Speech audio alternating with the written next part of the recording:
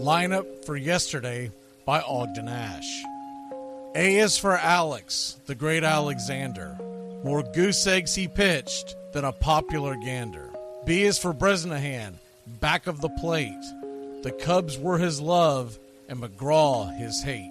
C is for Cobb, who grew spikes not corn, and made all the basemen wish they weren't born.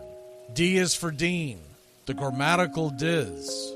When they asked who's the tops, said correctly I is. E is for Evers, his jaw in advance, never afraid to tinker with chance. F is for Fordham, and Frankie and Fish. I wish he were back with the Giants, I wish. G is for Gehrig, the pride of the stadium, his record pure gold, his courage pure radium.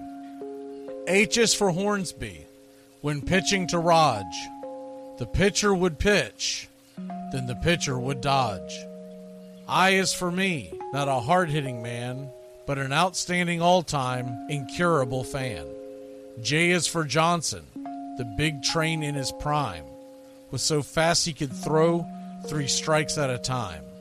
K is for Keeler, as fresh as green paint, the fastest and mostest to hit where they ain't. L is for LaHoy, whom Clevelanders love, Napoleon himself with glue in his glove. M is for Matty, who carried a charm in the form of an extra brain in his arm. N is for Newsom, Bobo's favorite kin. You ask how he's here, he talked himself in. O is for Ott, of the restless right foot. When he leaned on the pellet stay put. P is for Plank, the arm of the A's. When he tangled with Matty, games lasted for days. Q is for Don Quixote, Cornelius Mack. Neither Yankees nor years can halt his attack. R is for Ruth, to tell you the truth. There's no more to be said, just R is for Ruth. S is for Speaker, swift center field tender. When the ball saw him coming, it yelled, I surrender. T is for Terry, the giant from Memphis, whose 400 average you can't overemphasize. U would be Ubel if Carl wore a Cockney, but we say Hubble in baseball like football in Rockney. V is for Vance, the Dodgers' very own Dazzy. None of his rivals could throw as fast as he. W, Wagner, the bow-legged beauty, short, close to all traffic with Honus on duty. X is the first of 2 X's in Fox, who was right behind Ruth with his powerful socks. Y is for Young, the magnificent sigh. People battled against him, but I never knew why. Z is for Zenith, the summit of fame. These men are up there. These men are the game. Lineup for yesterday, Ogden Ash, January 1949, Sport Magazine.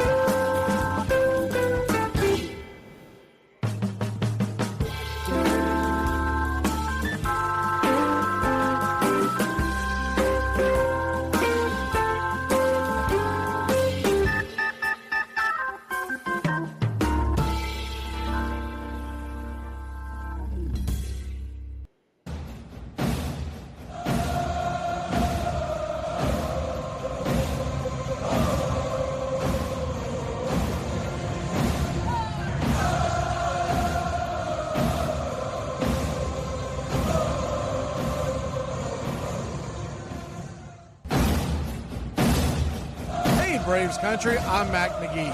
Join us for Pitch by Pitch, Play by Play, the classic call of Braves Country baseball. We're bringing you Atlanta Braves baseball all year long. Jump into our pregame show, Braves Country Today, just before first pitch. Stick around for the postgame show, Braves Country Tonight, where we will open up the phone lines and react to your calls or your comments all year long. That's Braves Country Radio, pitch by pitch, play by play, your home for the classic call of Braves Country baseball.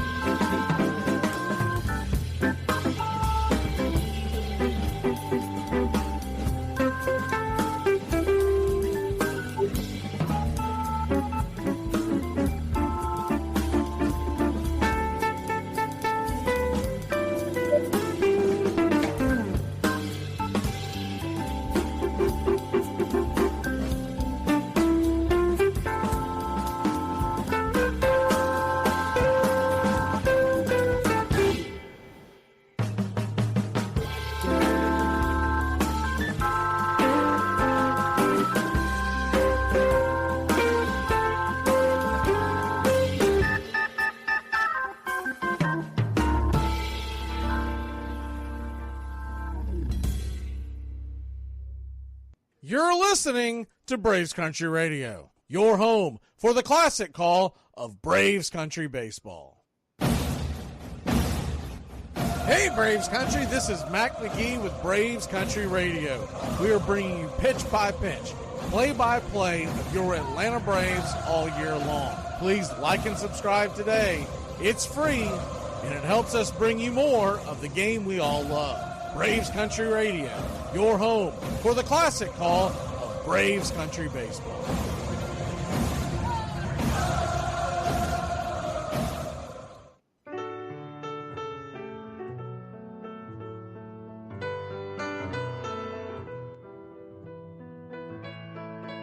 Casey at the Bat by Ernest Lawrence Thayer.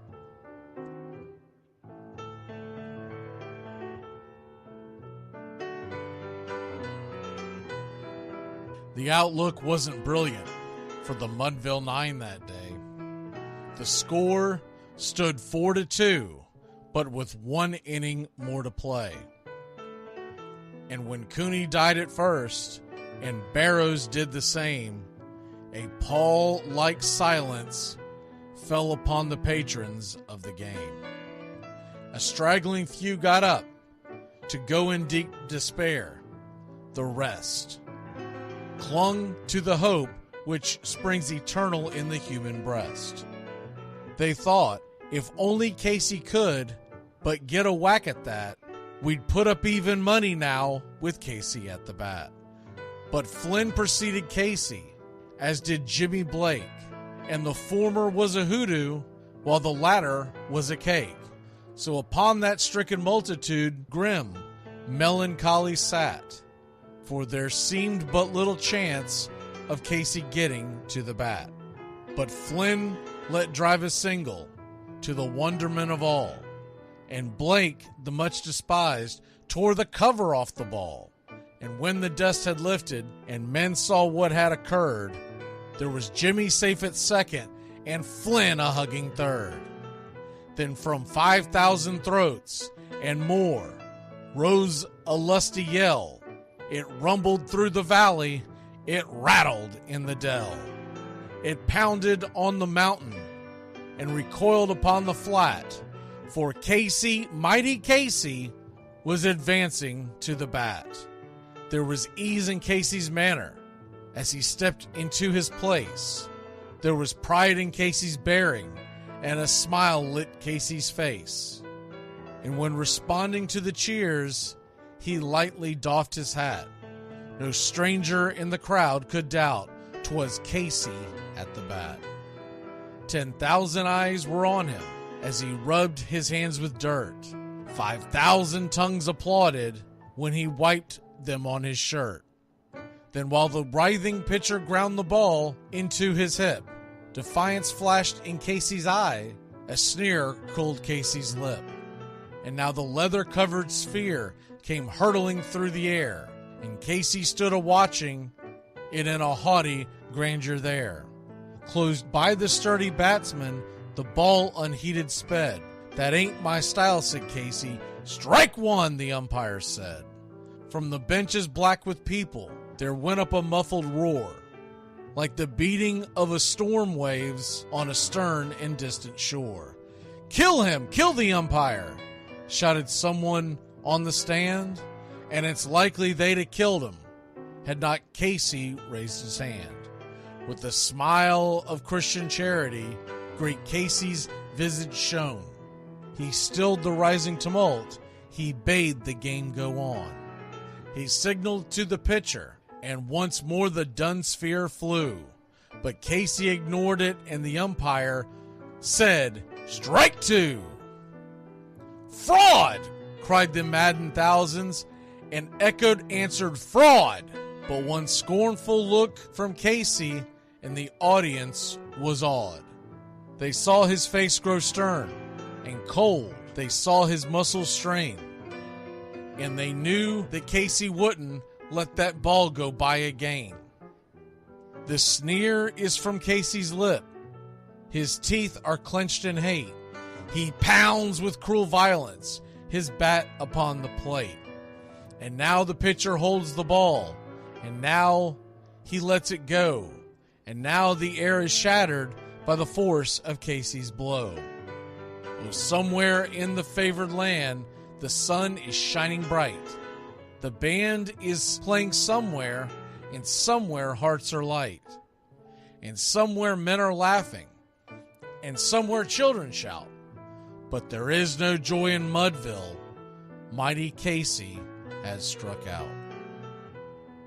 Casey at the Bat, Ernest Lawrence Thayer, published June 3rd, 1888. San Francisco Examiner.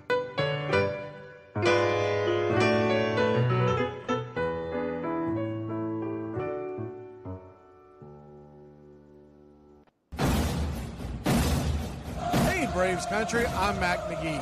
Join us for Pitch by Pitch, Play by Play, the classic call of Braves Country Baseball.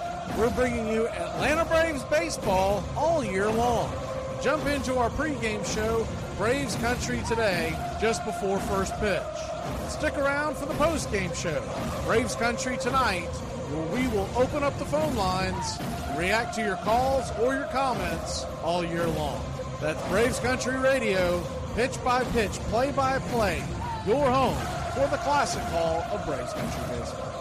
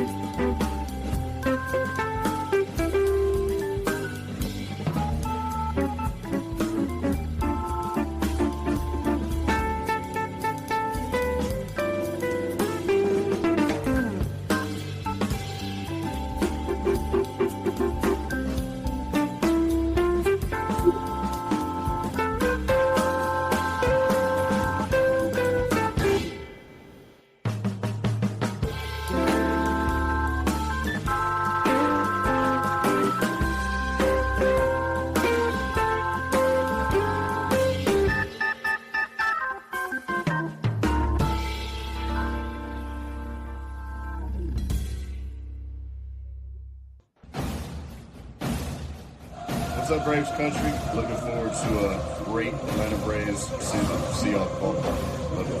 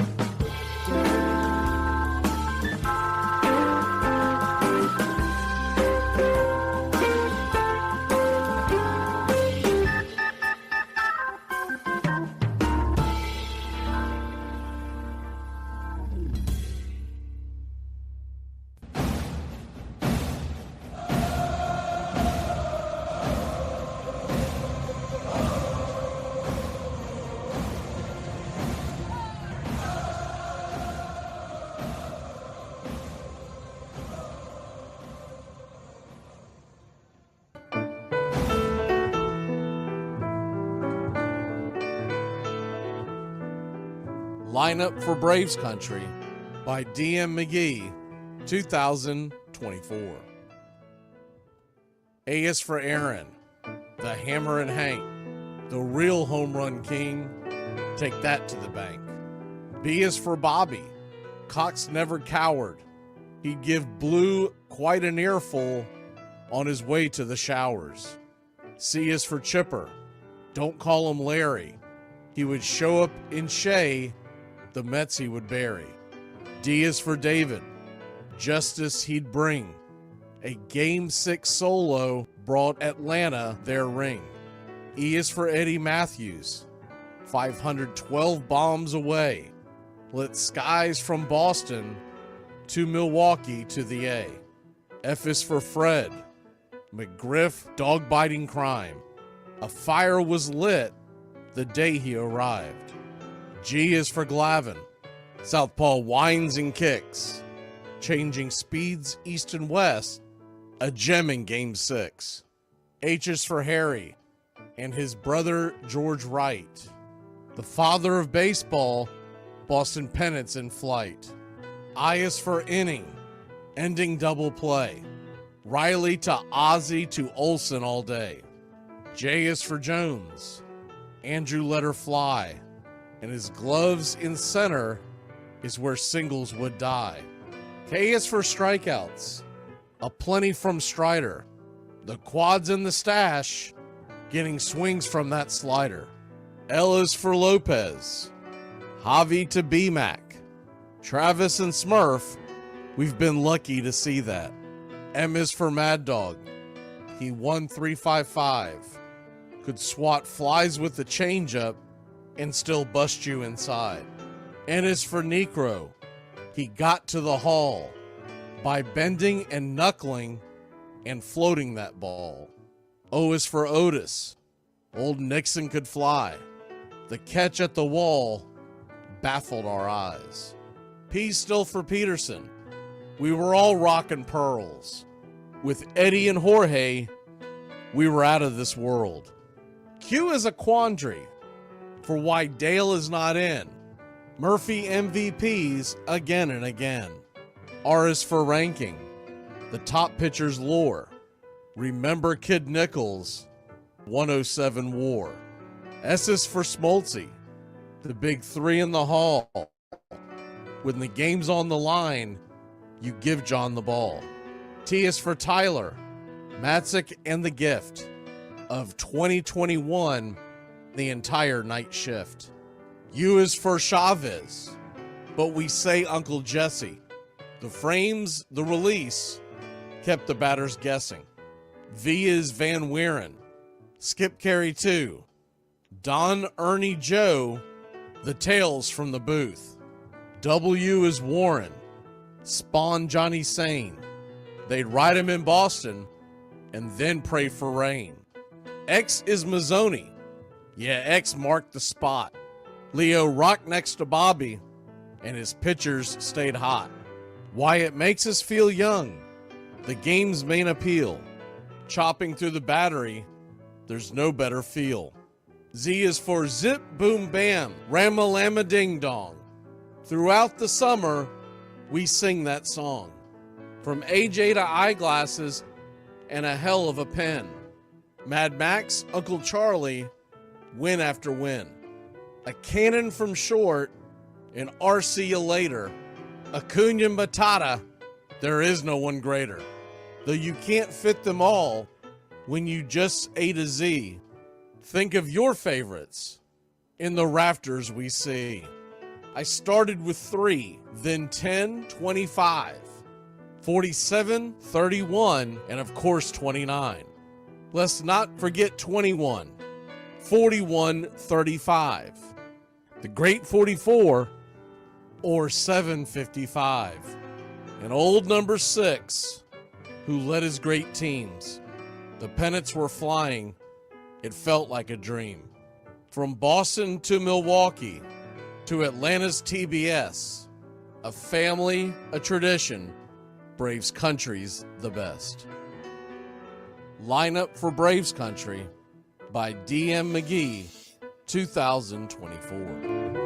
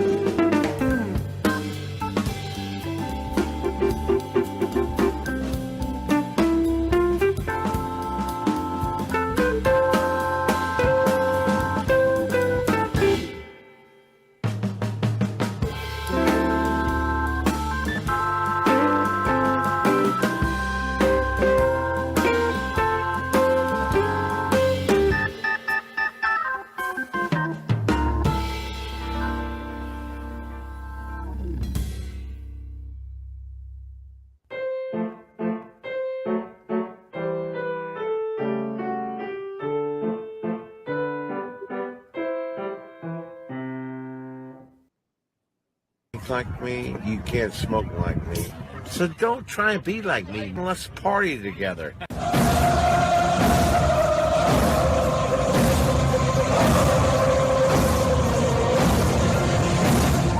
There's something kind of about a kid that's never played baseball.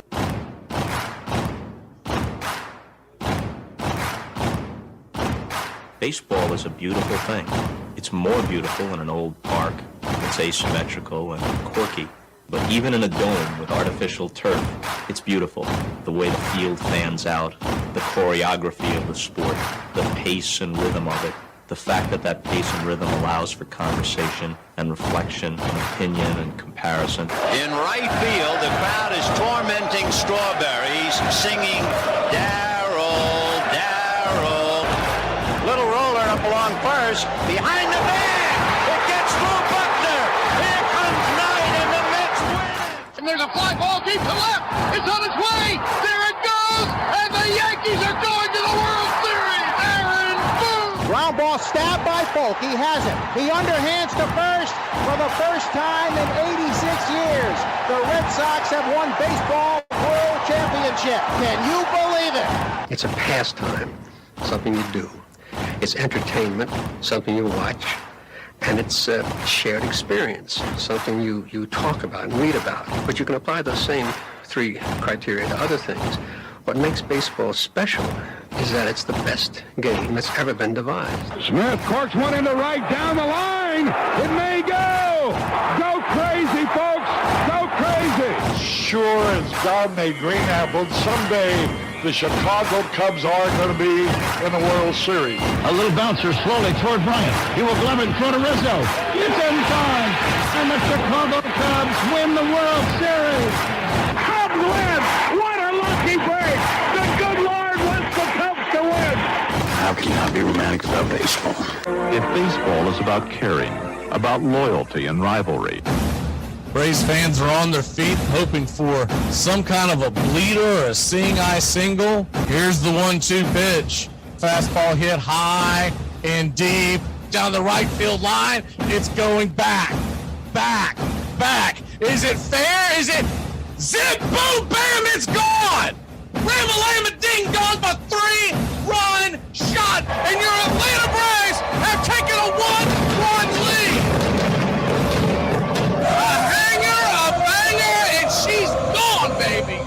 There's a very peaceful thing. It was created and played in pastures and meadows. There's grass, there's outdoors, there's everything that people thought was American and feel about America. You get in a ballpark. And it's the wonder of walking through that dark tunnel and seeing a huge open space where men play the little boy's game.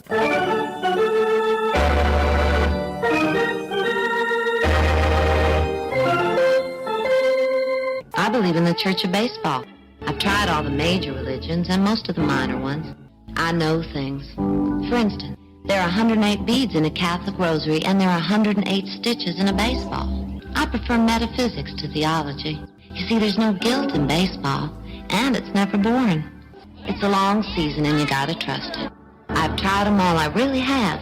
And the only church that truly feeds the soul day in, day out is the Church of Baseball.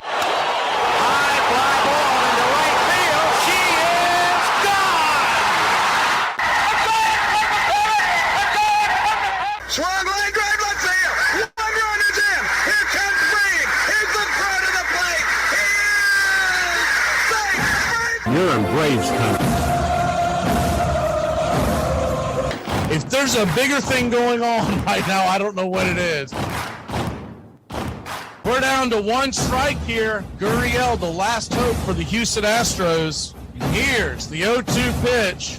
Swung on, bounced over to Dansby. Dansby fires it over to first, and here comes the dog pile. Fire the cannons in the battery. Do the chop all throughout Braves country. Pop that top. Your Atlanta Braves have won it all. Oh, say, can you see by the dawn's early light what so proudly we hailed at the twilight's last gleaming, whose stripes and bright stars through the perilous fight. O'er the ramparts we watched were so gallantly streaming, and the rockets' red glare, the bombs bursting in air, gave proof through the night that our flag was still there. Oh, say does that star-spangled banner yet wave o'er the land of the free and the home of the brave? Play ball!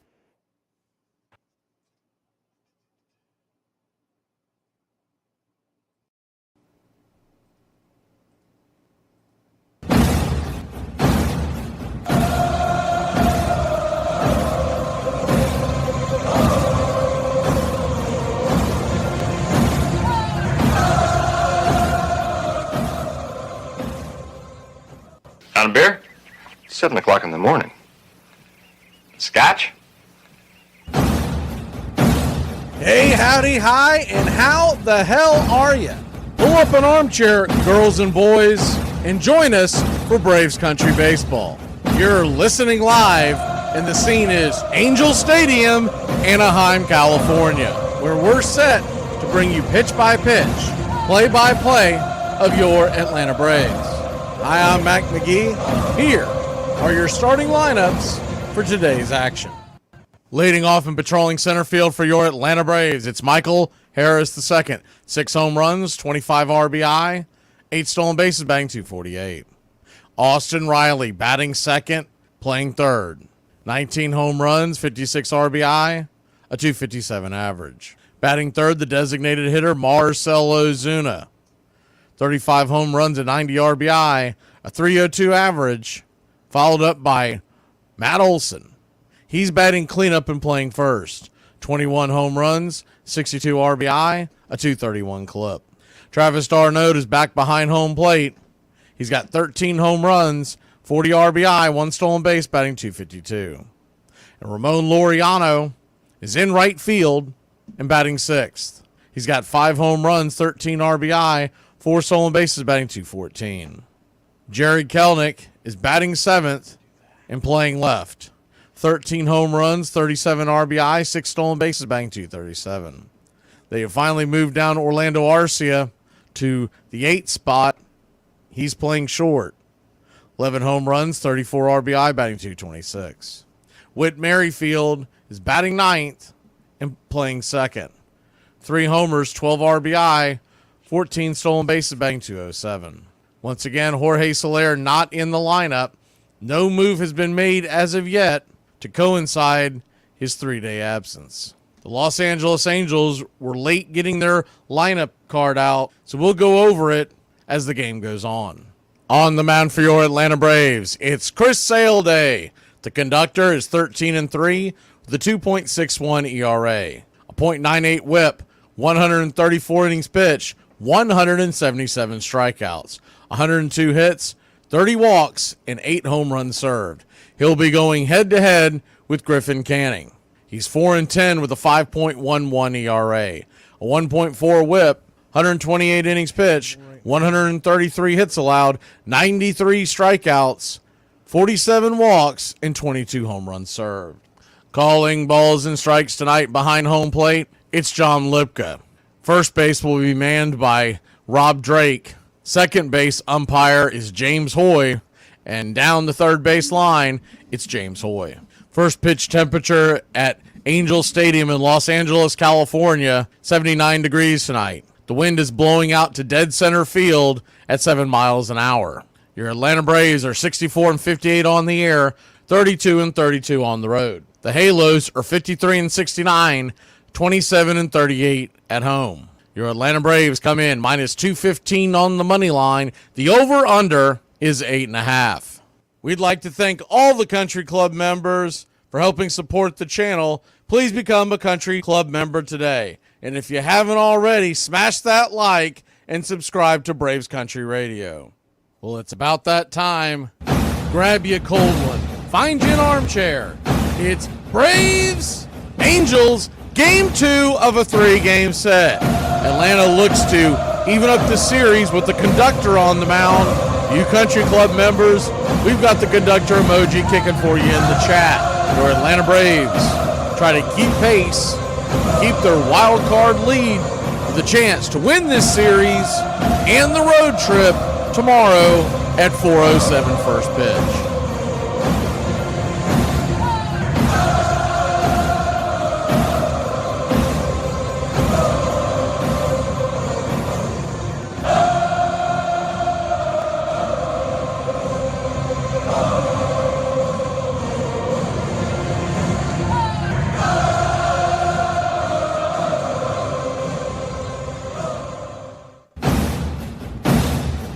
Get this bus moving. Stop. Come back. Too late. Roll call! Yeah! Roll call! You're in Braves country.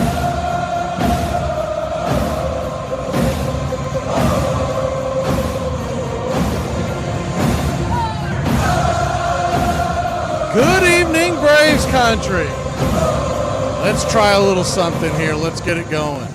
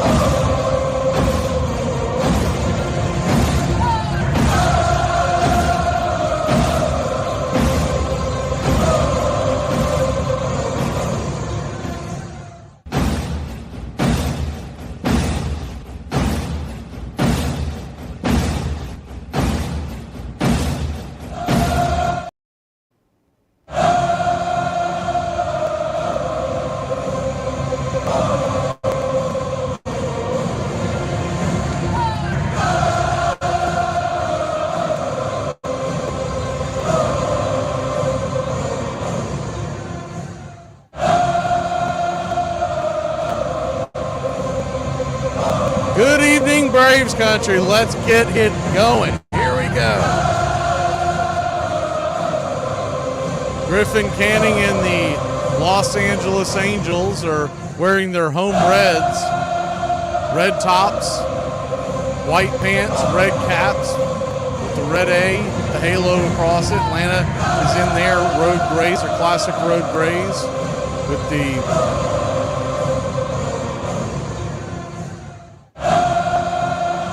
Atlanta across the chest, tomahawk underneath, waiting for the actual 3D to kick in. We might have to wait till after first pitch. We are just about set. See if that got it good. First time doing this, so bear with us. First pitch to Michael Harris, the second. It's outside wide for a ball. It's 1-0, 4-seam fastball. There we go. The 1-0, righty-lefty matchup. Pitch on the way, swing and a miss. 1-1. So a 1-1 count. Trying to sync it up as well, so you might have to bear with me the first batter or so. The 1-1 count, swung on that ball, is laced into center field. That is going to get down for a base hit. And your Atlanta Braves, heck, that ball is going to get past, and Michael Harris the second's booking to second, and it's a leadoff double for Money Mike.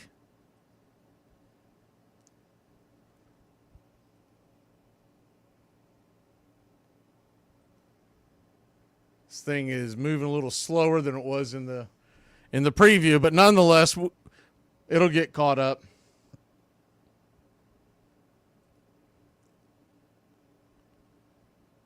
All right, here we go.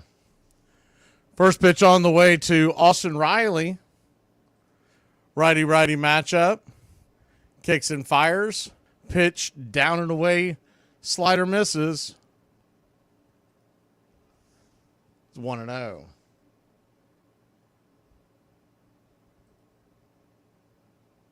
The 1-0. Brings it. Swing. Fouls it back. 1-1. So a 1-1 count. Trying to do this solo, so you're going to have to bear with me. Braves nothing, Angels nothing.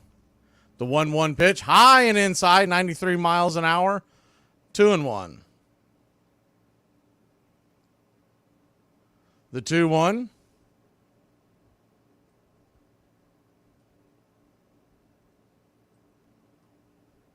Pitch on the way, down and away, ball 3, 3-1. Runner at second.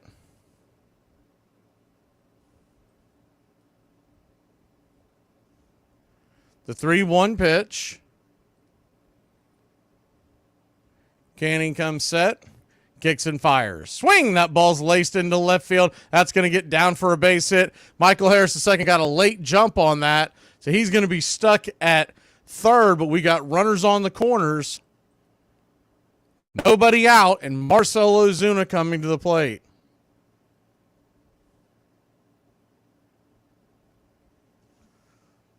Good piece of hitting there. Just roped it into the left field. Up and at him quickly was Ward to bring it in. Harris thought the ball may have gotten a play on it, so he had to hold up. The runners on the corners. Nobody out. Marcell Ozuna steps to the plate. Righty. First pitch on the way is right there on the outer edge for a strike. It's 0-1. The 0-1. We're going to try to sync this up as we go, trying to get it very, very close to the right action. I'm a little in front right now. The 0-1. Up top misses. 1-1. 94 upstairs. So a 1-1 count. Harris at third. Riley at first. Runners on the corners. Nobody out.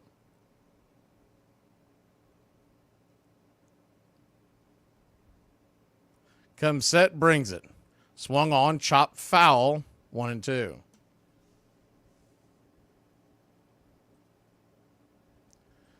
A 1-2 count.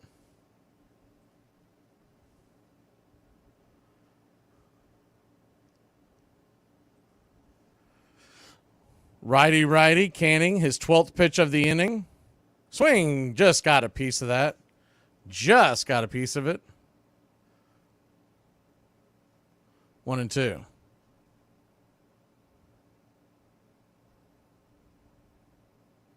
Braves nothing, Angels nothing.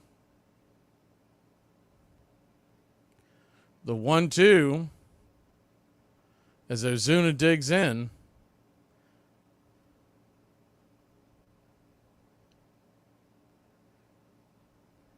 Canning comes set.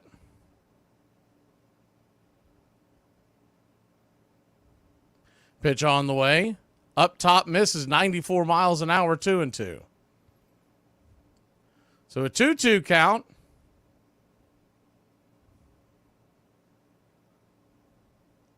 Swing. That ball's hammered down the left field line. Foul. We'll do it again.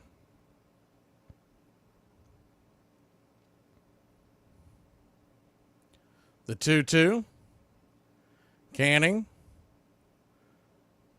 Lifts the glove. Comes set. Long delivery here. Here we go. Pitch. Swing. That ball's lifted high and deep. Back. Zip, boom, bam. It's gone.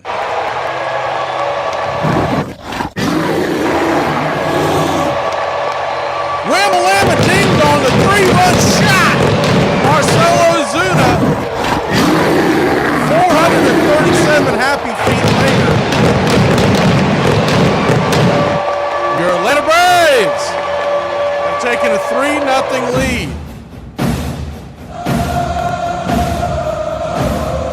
Holy cow, did he plow that one.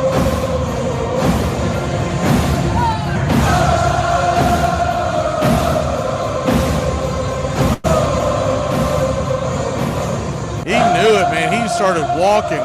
That ball landed behind the trees in center field.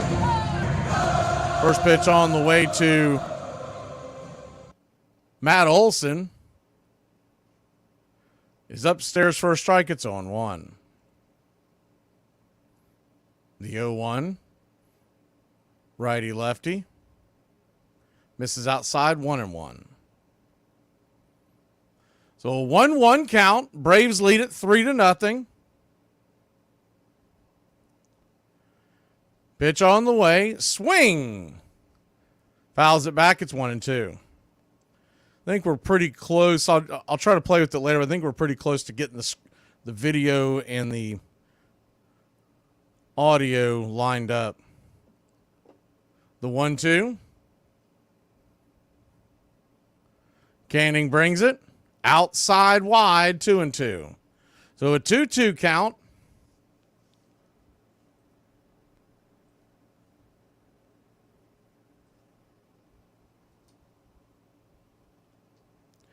Canning comes set. The pitch to Olson. Swing and a miss. Strike 3. Conrad chases a slider down and in. 1 away.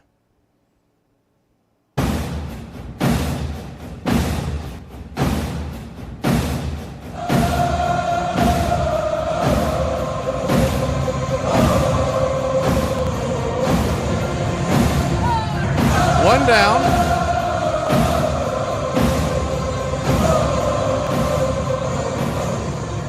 First pitch on the way to Travis d'Arnaud is 95 miles an hour right down the pipe. It's 0-1. The 0-1. Righty. Kicks and fires. Swing and a miss. 0-2. I didn't get my pick to click in. I was preoccupied with all the stuff we got that's new tonight. So I'll take Ramon Laureano. I won't give you a score because it's already 3-0, but I had 7-2. The 0-2 upstairs misses 1-2. So 1-2 to Travis d'Arnaud.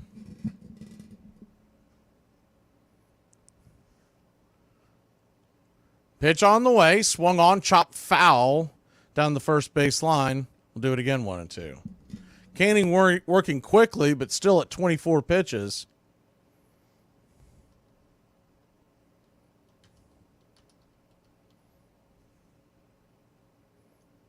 The right-hander spins number 25 way out of the zone.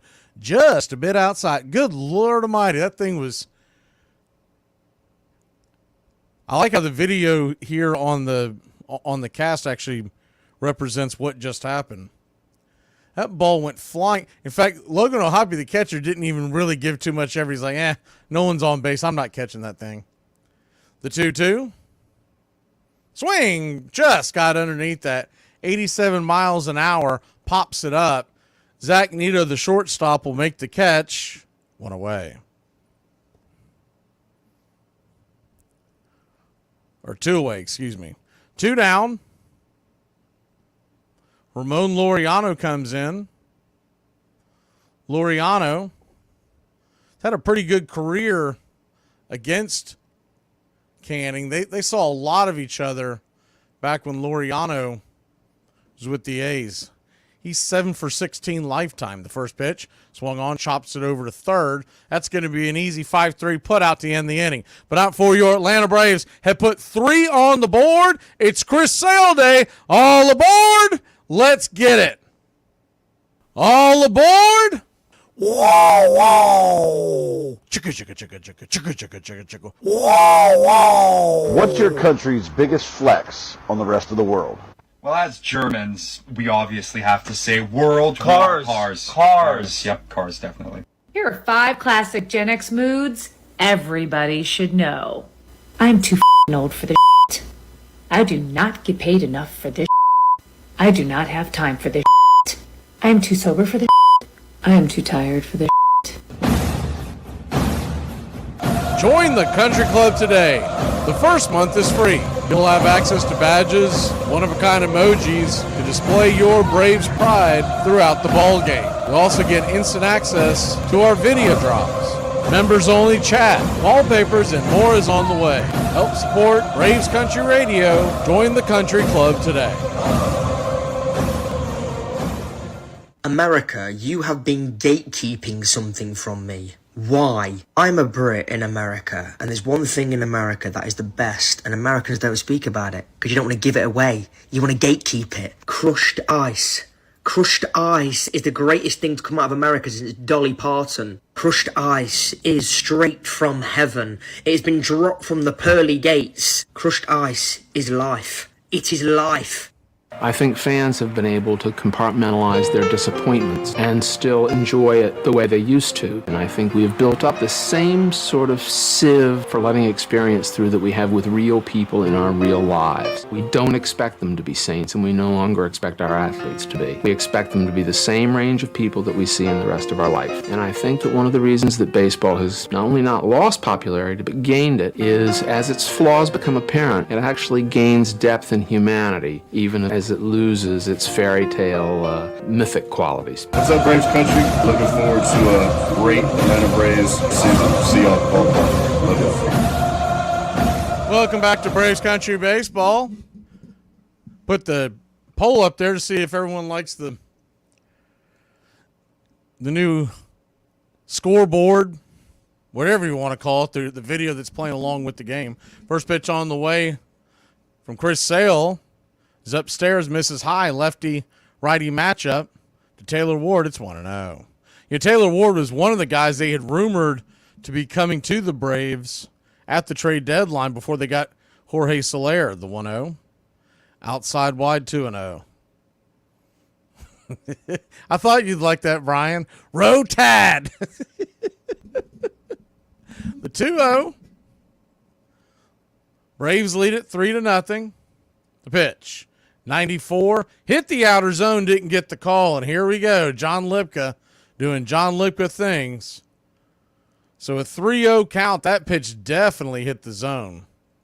I'll be interested to see if this new video, if it'll show where the ball hits or if it's going to, the 3-1 pitch, swing and a miss up top. 3-2. I'll be interested to see if the new AI stuff, if the ball's going to be landing where they said it is or where it actually lands. The 3-2, 95 inside, caught, looking strike three. He got caught watching the paint dry. One away. Chris Sale with the first strikeout of the night, so we'll go ahead and bring him on in. Whoa, whoa. Man, was that a pitch. He brought the inside heat. Lefty-righty matchup. Chris Sale delivers a slider at the knees to Nito. It's 0-1. I was thinking about this last night. Angel broadcasters have to be having a field day with his last name, Nito. The 0-1. Down and away, 1-1. So 1-1 count. We got to get him traded over at some point because I just want to call that ball is gone. That was Nito. The 1-1 from Sale. The pitch. Swing, pops it up high and deep. Not deep enough. Drifting over, making the catch is Money Mike. 2 away. I was looking at the other options. So there's another option to bring the field view, but it's not very good. I thought maybe we were going to be able to see from like center field what Harris was doing or something, but it's not. It just kind of looks like the old Nintendo video game where just big bloops and dots on the screen. First pitch on the way to Shanuel. It's right there for a strike at the knees. It's 0-1. The 0-1. Kicks and fires. 96 miles an hour. Rifles it foul. 0-2. We got a few of these we got to catch up on. So here's the first one. Charlie just gifted a membership to somebody. Let me see. VT. Virginia Tech something. I can't see that far away. The 0-2. Kicks and fires. Outside wide, 1-2. Who was was that Tim Brando that used to do the hokey, hokey, hokey, hi, we're the boys from VMI? I think that was Brando. The 1-2 from Sale comes set and brings it. Makes contact with the slider. That ball's going to just blop into the center field.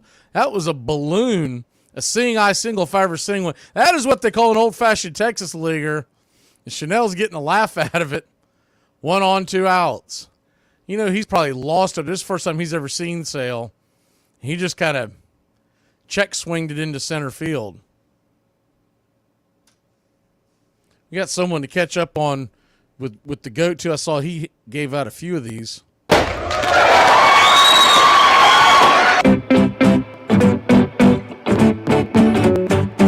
First pitch on the way.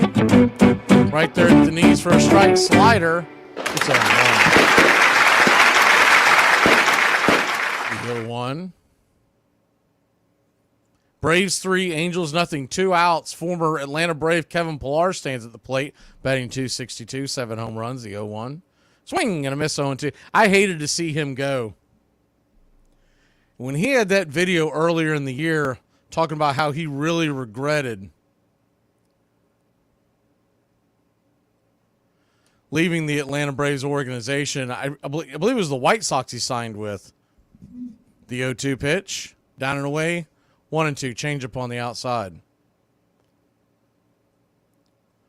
So a 1-2 count.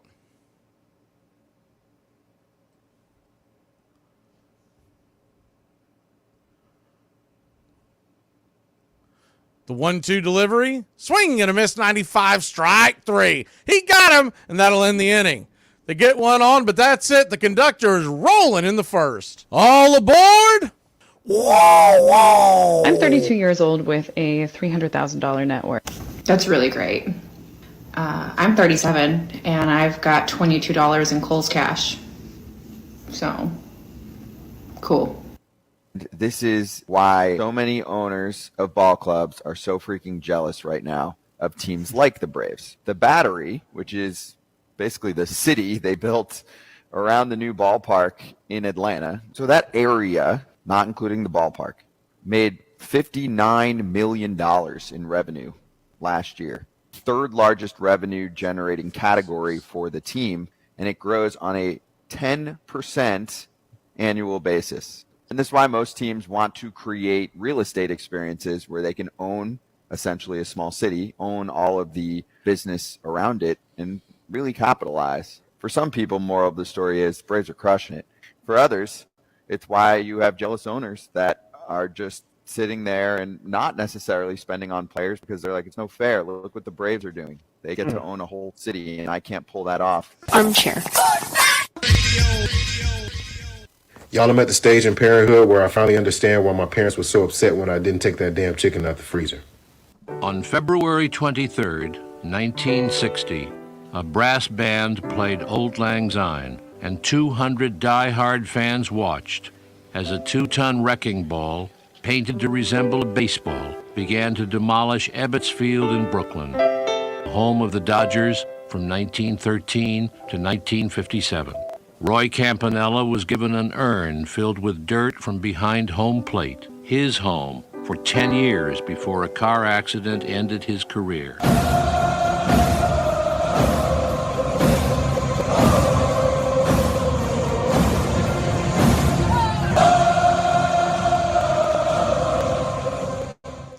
Welcome to Braves Country Baseball. Welcome back. Your Atlanta Braves. Restarted this to see if it might get, it's moving a little slower than what it was earlier today.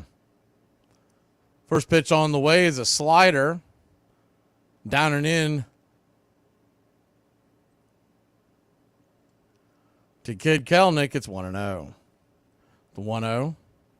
Swing and a miss over the top. Change up. 1-1. So a 1-1 count.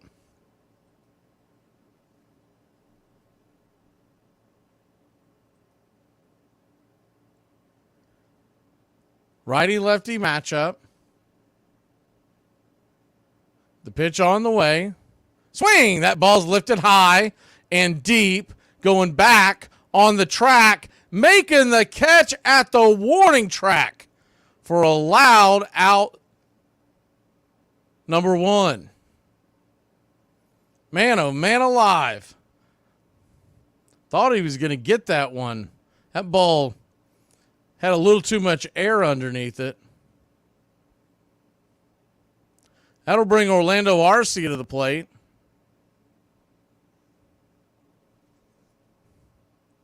Arcia dropped to the number 8 spot. It's a little overdue on that bit. First pitch on the way is up top, misses high, 93 miles an hour. It's 1-0. The 1-0. Righty. Brings it. Below the knees. Called for a strike. What? 1-1. That was well below the knees. John Lipka, we saw him recently. He's not one of the better ones we've seen. The 1-1 pitch. Swing. That ball is laced into center field, and that's going to get down for a base hit. And Orlando Arcia, the Magic Kingdom, makes it first. 1 on, 1 out.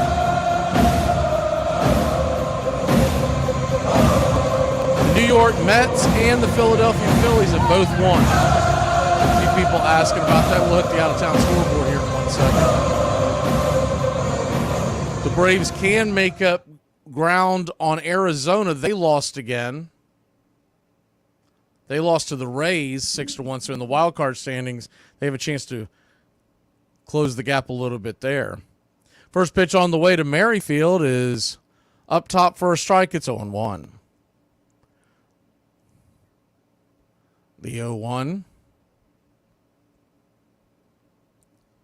Kicks and fires. Swing. Slices it foul. 0-2. So an 0-2 count.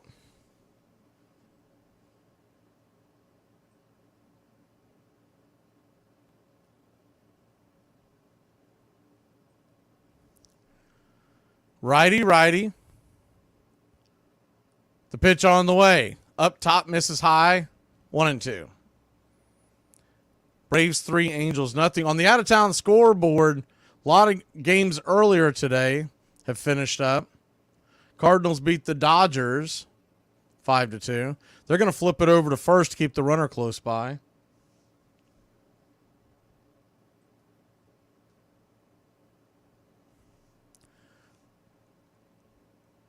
Brewers beat the Guardians 2-1. Astros 6-1 over the White Sox.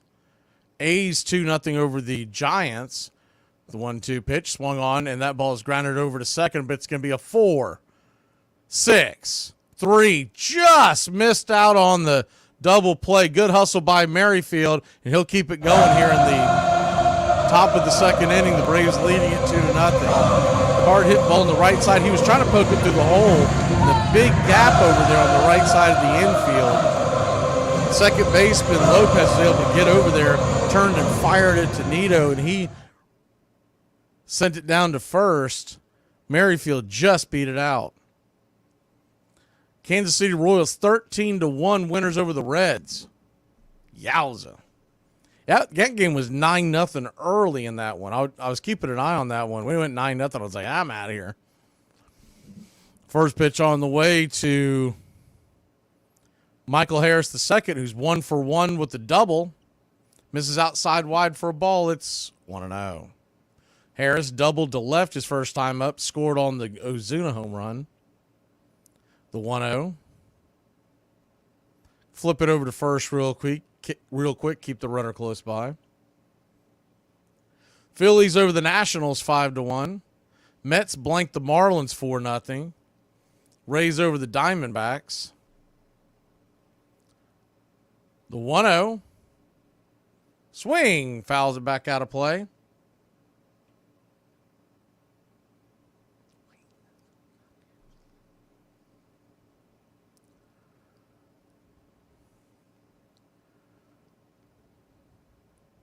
So a 1-1 count. Come set. Kicks and fires. 93-mile-an-hour fastball misses high. 2-1, but on the play, Whit Merrifield breaks it down to second. He'll be in easily with the stolen base. Kind of did a stutter step and then said, screw it, I'm going. And they didn't even throw it down there. The 2-1 in the dirt, ball 3, 3-1. So a base hit would now score Merrifield.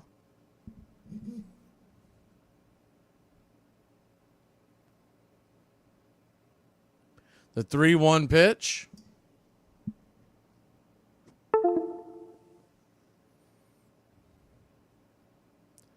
Comes set. Kicks, fires, brings it. Swing, that ball sliced into left field. Here comes Merrifield coming around the bend, and he is safe. And your Atlanta Braves have taken a 4-0 lead here in Anaheim, here in the top of the second inning.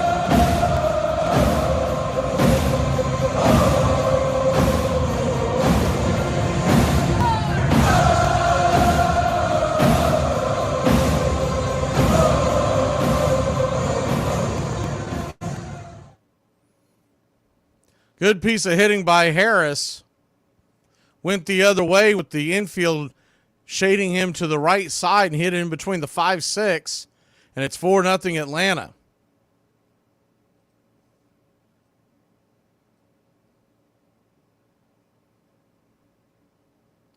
First pitch on the way to Austin Riley. Up top, 93 miles an hour. It's 1-0. The 1-0.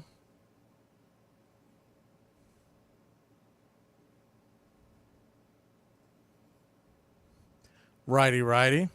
Brings it. Swing. Chops it foul. 1-1. Austin Riley 1 for 1 on the day as well. Single to left field that was moved Harris to third, put runners on the corners when Ozuna went yard. The 1-1. Swing. That ball's blasted high. Not very deep. Will it stay in play?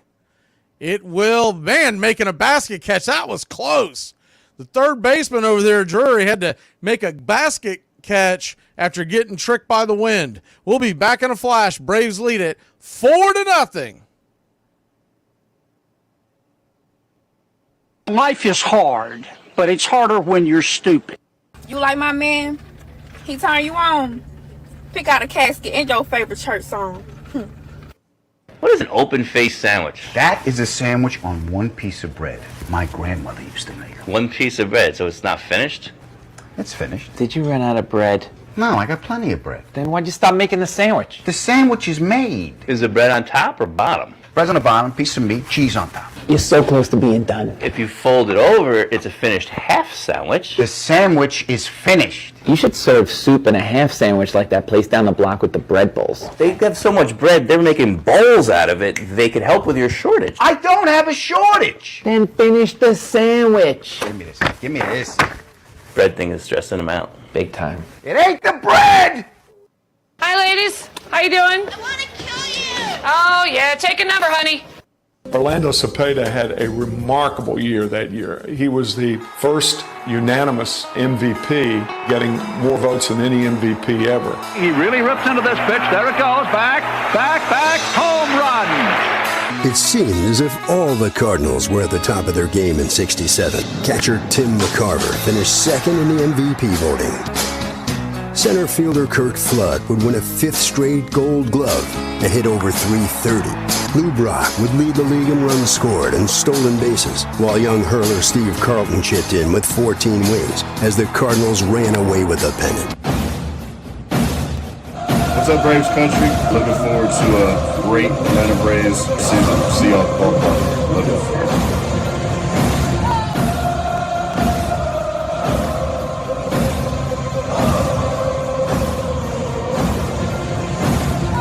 Welcome back to Braves Country Baseball. First pitch on the way. And Chris Sale is a 4-seam fastball up top. Misses. It's 1-0.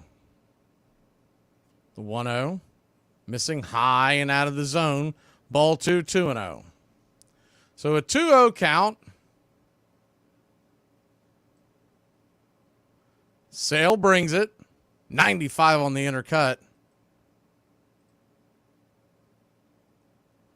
2-1. Braves 4, Angels nothing. We're just in the bottom of the second inning here. The 2-1 pitch. Swung on, chopped over towards third. It'll just roll foul. I think that video looks a little better. I don't know about y'all, but I changed which device we carried it off of, and that seems to not be dragging as much. So a 2-2 count. Programming note tomorrow for those of y'all looking for the chat. It's going to a different station. It's a long story. I'll get into it in a second. But we'll put it in the chat. First pitch, the 2-2 pitch on the way. Swung on, pops it up, foul, and out of play.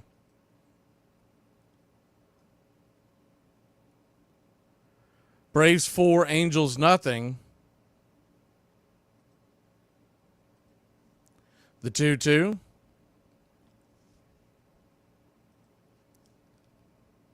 Kicks and fires. 86 on the outer edge. We'll do it again.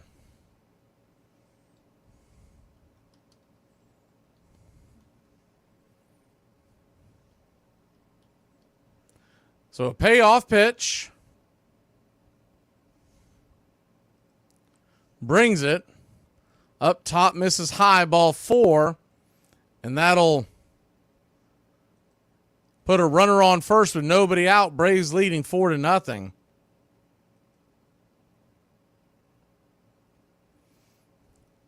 The name of the channel it will be on for the chats is Cover Country. And I'll get into why here in a second, but it's a part of it's an extra channel we've had for a while. We just haven't done anything with it. So you'll see like 14 subscribers or whatever. First pitch on the way from Sale. It's right there for a strike. It's 0-1. We'll put the link in the next game set up so people know where it is, and we'll put it on the page here. The 0-1 down and in. 1-1. But the short of it is they get into the numbers and the average and all that kind of junk, and the ones that we do just the chat are bringing our numbers down when we start talking to the other stations. So we have to eliminate that from being on this channel. The 0-2 down and in, 1-2. So what we wanted to do was keep it going, but we're like, man, what do we do? So we're just putting it on that channel. Eventually, I don't think we're going to do it this year, but eventually that's where all the sports betting is going to go, is to that channel. But right now it's going to be all right here. The 1-2 chopped over the mound, slow developing play. Wow. What a play. That was a good toss, but a better catch by Merrifield. He charged the ball, and as he was charging the ball, he flipped it, and he flipped it high over the head because he felt like that was his only chance. And Merrifield was quick enough to realize, I better not catch it with my glove. I better catch it with my bare hand. So if he reaches with his glove, his foot is probably coming off the base. Wow.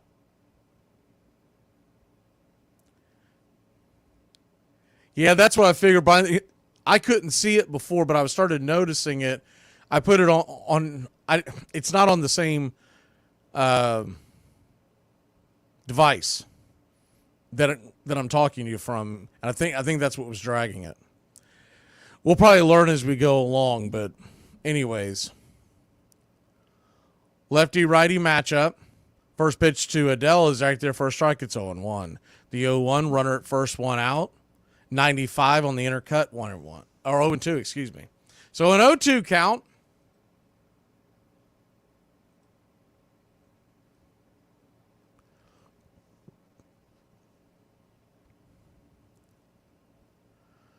Well, like we said, we knew there would be hiccups, so tonight's really a test run. The 0-2 up top misses 1-2. We wanted to get kind of iron out a lot of them before Tuesday because obviously that's the Philly series, and I'm not going to be trying to chew gum and rub my stomach and pat my head and jog at the same time when Philly comes to town. The 1-2, swing and a miss, strike 3. Got him with the 4-seam fastball, 2 away. So with Chris Sale actually taking the ball tonight, that means he will not be in line to pitch the Philadelphia series. So though you hate that, I don't hate that idea. Because if you look at the big picture, Atlanta's not going to catch Philadelphia in all likelihood for the division. But they could run into him in the playoffs. And the less the Philly batters see Chris Sale, the better. First pitch on the way is swung on and laced into center field. That was a laser over the second base bag.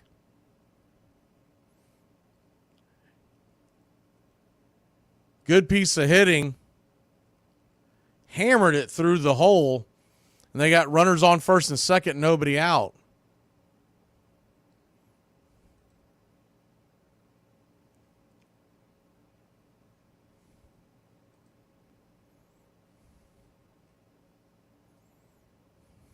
Or 2 out, excuse me. Got a lot of things going on here tonight. 2 on, 2 out. First pitch on the way, slider. Right there for a strike at the knees. It's 0-1. Lopez, your batter. Lopez, the number 9 hitter.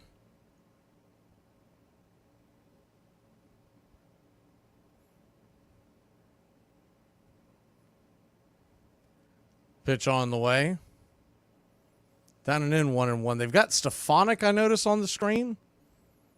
But I don't know if that's just a gaff in there. Whatever. It's Lopez. Lopez stands at the plate.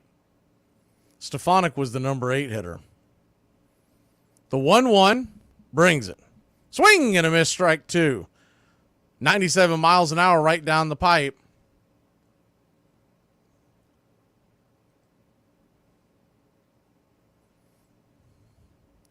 The 1-2. Sale comes set. Brings it. Up top, 96. 2-2. So a 2-2 count. Deuce is wild here in the second. 2 on, 2 out. The 2-2 count.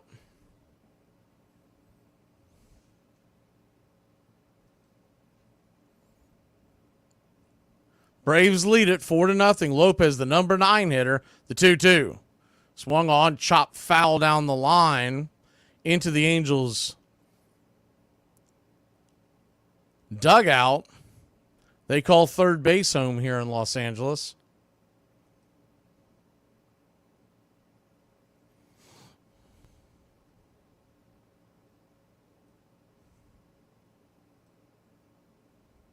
The 2-2. Sale brings it. Swing and a miss, strike 3. Got him out of the jam. 98 miles an hour up top. That'll end the inning.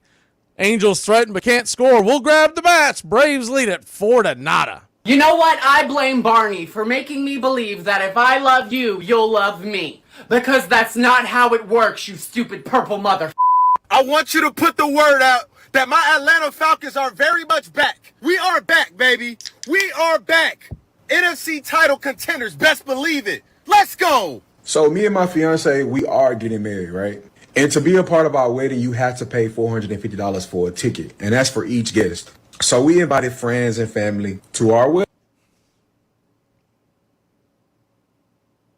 What the hell happened?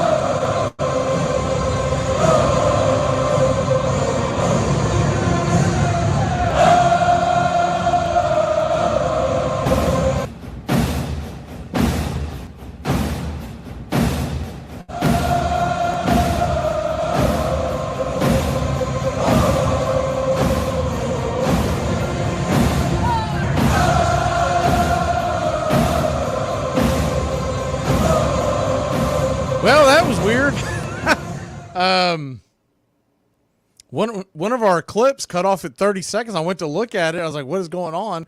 And it just the full thing didn't download. So we had a new clip for you. I don't know what happened. Anyways, Marcell Ozuna stands in. Righty-righty matchup. Canning back out there on the mound, 45 pitches in. Curveball down and away. It's 1-0. The 1-0. I don't have time to look it up. Does anybody know what the final in the Pittsburgh Bills game was? The 1-0. Swing and a miss. 1-1. I see that the Jaguars are up by 13 on the Bucks late in the fourth quarter. The 1-1. Kicks and fires. Swing and lifts it into center field. That's going to get down for a base hit.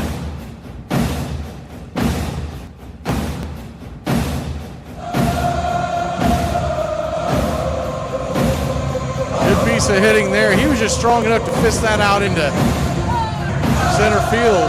And he did that last night. It was more into right center, but essentially the same thing late in the game where Marcell got the base hit, just kind of got jammed, and he just got enough power to get it over the heads. Bills 9-3. Okay, thanks. I figured John or Goat would know. First pitch on the way to Matt Olson is swung on and fouled back. It's on 1. Did y'all say that Josh Allen didn't play because it rained? The 0-1 pitch. Swing and a miss, 0-2. And I get why they did it, but it is funny because you'll hear football fans pound their chest all year long and say, y'all can't even play in the rain. You won't even attempt to get in the rain. What are you talking about? The 0-2. Runner at first, nobody out the pitch. Swing, lifts it high, not very deep. Drifting back, making the catch is Taylor Ward in left. One away. Marcell Ozuna trots down there, about not even quite halfway, and comes back to first.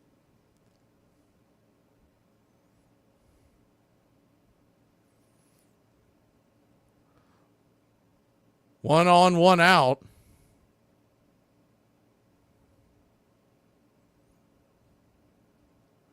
Righty-righty matchup, Darnode.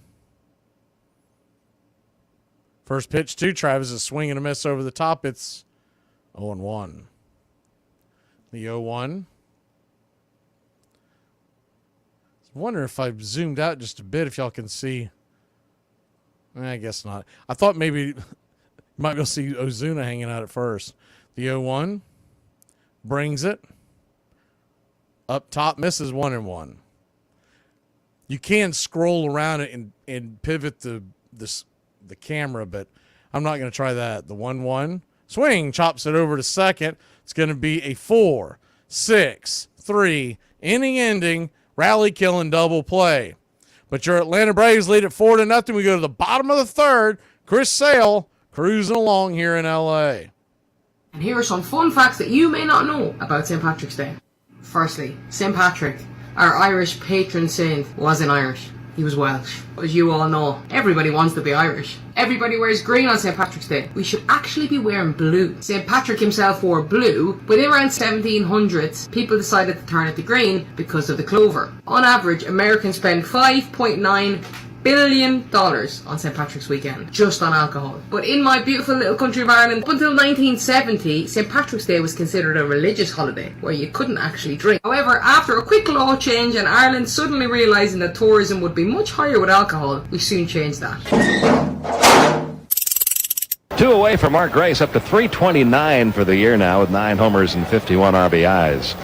Ball 1 to Grace. All the talk this year with Tony Gwynn and Larry Walker hovering around 400 all season long. Mark Grace has hit just under 400 the last month. 396 over the last 29 games. 1 ball, 1 strike. Seems like there are a lot of first basemen around now who are similar. It's really kind of changed, hasn't it? Yeah, line drive hitters. Good pitch by Maddox, 1-2. Used to be every club had a first baseman that was big and bulky and hit the long ball. Now you've got a lot of hitters like Grace at that first base spot. Strike 3 call. Grace caught looking. That doesn't happen very often.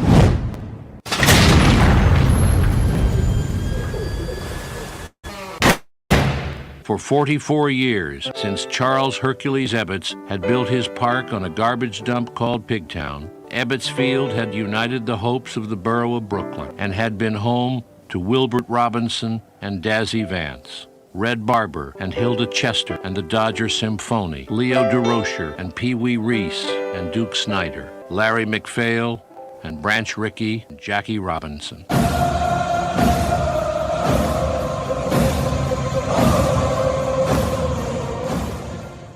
Welcome back to Braves Country Baseball. Atlanta Braves lead this one 4-0. We're in the bottom of the third inning. First pitch on the way is a four-seam fastball up top. Called up there for a strike. It's 0-1. Taylor Ward, the leadoff hitter, once again at the plate. He's 0 for 1, the 0-1. Slider sliced into right center field. That's going to get down for a base hit. Braves are playing the outfield pretty far back, so he'll be held to just a single, but it's 1 on, nobody out here in the third.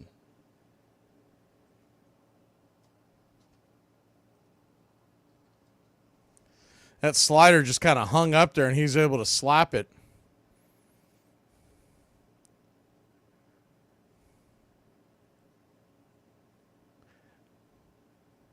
Zach Neto, the number 2 hitter, the shortstop, is coming to the plate. First pitch. Swing. Fists it foul back out of play. Into the upper deck. First base side, it's 0-1. Chris Sale, 7-0 with a 1.06 ERA versus the Angels. That's still pretty impressive considering some of the offense they've had over the years. That's pretty darn impressive. The 0-1 misses outside, 1-1. The 1-1 count. Braves 4, Angels nothing. The 1-1 misses away, 2-1. Same two teams back at it tomorrow. It's a weird start, 4:07 first pitch. Once again, it'll be on the Country Club YouTube. You still should be able to find if you put Braves Country Baseball. All the headings still going to be the same. The 2-1. Swung on and fouled back, 2-2. But the Just Chat games are going to start being on that channel. We'll probably eventually work it into the title of the channel, but I'm not worried about it right now. The 2-2. Chris Sale. Comes set. Lefty righty. Brings it. Swung on and lifted high. Deep down the left field line. Will it stay in play? The ball's just going to get into about the second row. Down the left field line. Just before you start heading towards the foul pole, 2-2.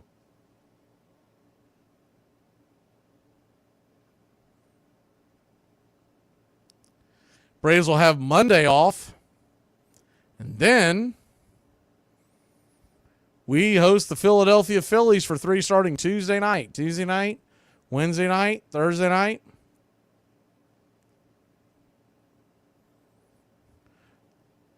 The 2-2 from Sale. Comes set, brings it. Down and away. Full count. So Sale's really struggling here in the third inning. In danger of walking another batter here in the heart of the order. The payoff pitch from Sale. Brings it. Slider outside wide, ball 4. So he'll head on down to first. And the Braves lead this one 4-0, but you don't want to start playing with your food, and the next thing you know, they're back in this one. That'll bring Shanwell to the plate. He is 1 for 1. He's the one that hit the teardrop, swing into center field his first time up. Lefty-lefty matchup. First pitch, 97 on the black. It's 0-1. First and second, nobody out. Braves lead it 4-0. We're here just in the bottom of the third, so a long way to go. The 0-1. Swung on, lifted back up the middle, caught by Arcia, and he is going to be able to pull off the double play. He stepped on second. He was inches away from a triple play. But the man at second just got back in time as he stepped on the bag. Arcia fired it over to first. Quick 2 outs. Sale stuck his glove up too, by the way, during that whole thing. He almost foiled the whole thing. If he makes contact with that ball, it's probably going to shoot over towards Riley and dribble over there, and you would have had just inches away from bases loaded, nobody out. Instead, runner at second, 2 out. We're also just a half step away from a triple play. First pitch on the way to Pilar is right there for a strike. It's 0-1. I believe the last triple play they turned was the one last year in Boston. I was sitting right there at the third base side when they pulled it against the Red Sox in Fenway.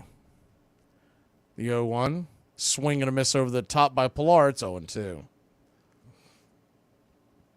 So an 0-2 count.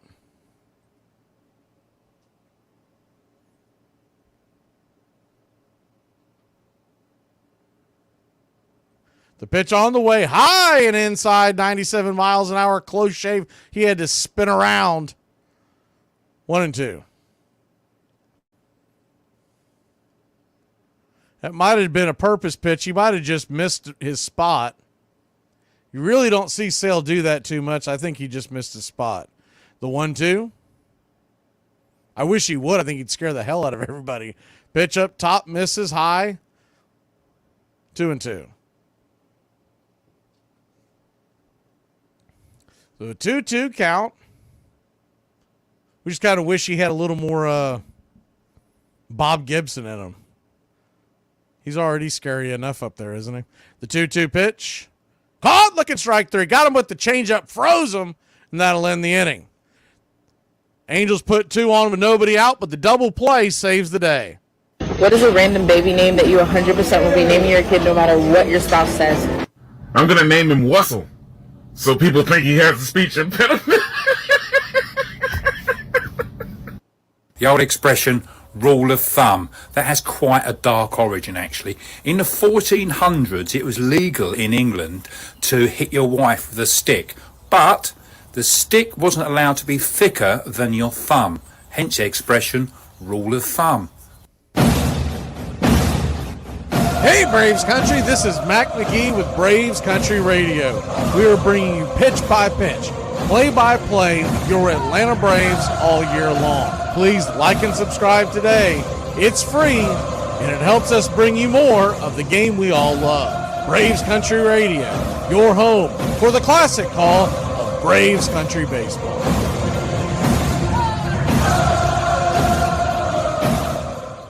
And that the Brooklyn Dodgers would up and leave to Los Angeles yet, which seemed like once you go to Borneo.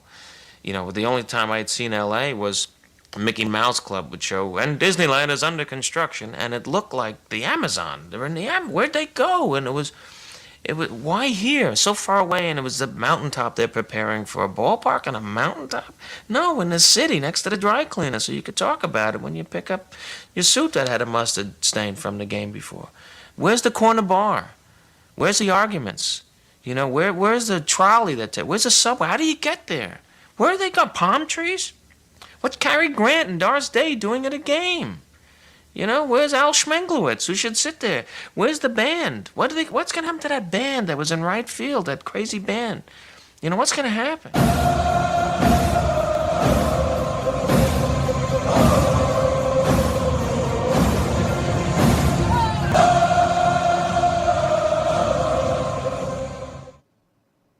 Welcome back to Braves Country Baseball.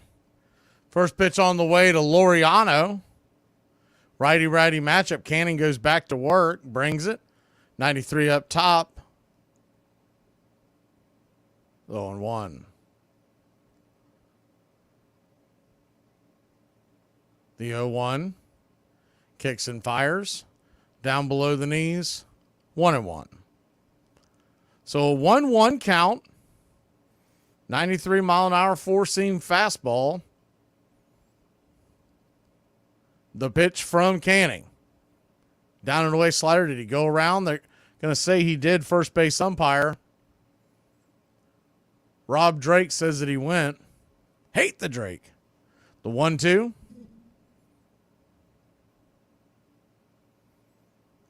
Brings it. Outside wide. Did he go around? He did not this time. 2-2. So a 2-2 count. Laureano, who's had an incredible career against Canning, is 0 for 1 tonight.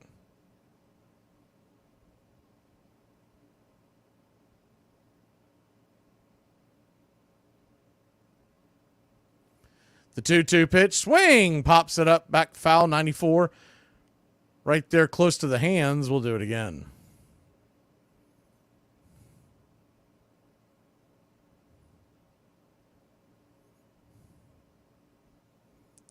The 2-2 Laureano.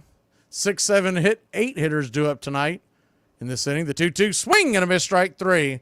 Chase one in the dirt. One away.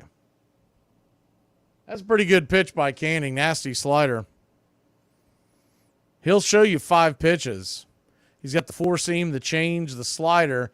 Those are the 3 that he really leans on. He will sprinkle in the sinker and cutter to keep you honest. Kid Kelnick lifted one deep for a loud out his first time up. Takes the curveball off the edge for a strike. It's on 1. The 0-1. Outside wide, 1-1. So a 1-1 count. Braves lead it 4-0, top of the 4th.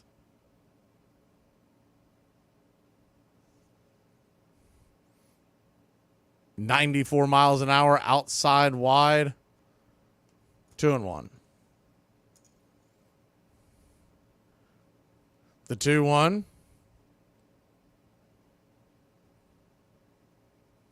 Brings it. Below the knees, called for a strike. Bad call by home plate umpire John Lipka.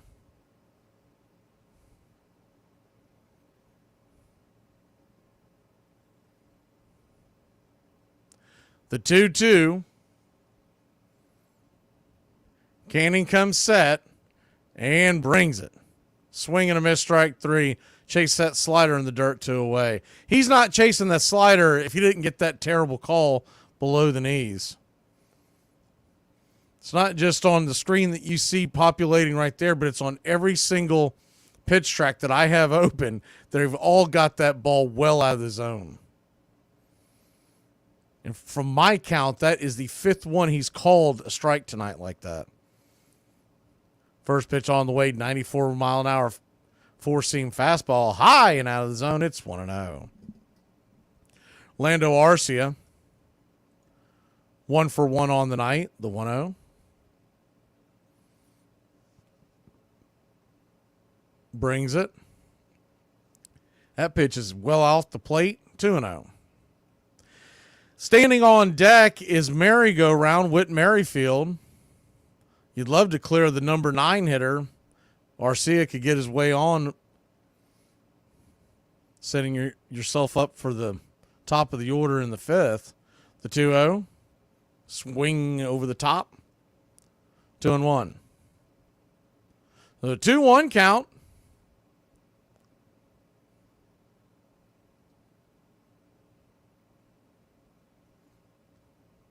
Kicks and fires. Did he go around? Looked like he did. He did. 2-2. Lando Arcia, as soon as he realized he went around, he just kind of chucked the bat out of his hands. Not mad at the call, mad at himself for offering at it. 2-2 count. Canning about to throw his 70th pitch. Really not that high of a number considering how hard he was hit in the first. The 2-2. Swing. Pops it up. Can of corn. Infield grass. Coming in making the catch is Nito, and that'll end the inning. 3 up, 3 down. We head to the bottom of the fourth, leading by 4 here in Braves country. Why do Americans not use an electric kettle? I'll tell you why Americans don't use an electric kettle. Wait, can I say this as a British person? Yeah, because they're too busy throwing the tea in the arbour. And pedicure? Yeah, we want to get pedicure. Not this boy. Not this one right here. Dang. So I'm inviting you on a date, but we could go get our feet done. And you turn it down? No, it's Ma, look. You know listen, you know I love spending time with you, right? I do. And you know I love spending time with you, right? Okay. So, and you know I would never turn down a free opportunity to spend with my mama, but a pedicure? Like, they got arcades. We could go to an arcade and see a movie. But no, I don't understand what's wrong with you and your feet. Why would I get my feet touched by another person? Hey. I barely touch my own feet. Hey, I met Chicken Guy, and I met Guy Fieri's place, or Fieri. You know, it depends on how you spell it and how you say it. But swear to God, 2 chicken sandwiches, 2 waters, $70. This guy. Oh, by the way, you want sauces on your thing? They're $1 a piece. You, Guy. It was unreal. It was just happening. All of a sudden, after the All-Star game, we won 10 in a row. So that was like a miracle. That's when we knew we really had a chance to really win this thing. Suddenly, Boston found themselves in the middle of a pennant race, one for the ages, with 4 teams vying for the American League flag: Boston, Chicago, Detroit, and the Minnesota Twins. We had radios going on in the locker rooms trying to pick up games of which team is doing what. Boy, there was a lot of scoreboard watching going on during the course of the season. First pitch on the way from Chris Sales, a check swing, change up in the dirt. It's 0-1. Braves lead at 4-0.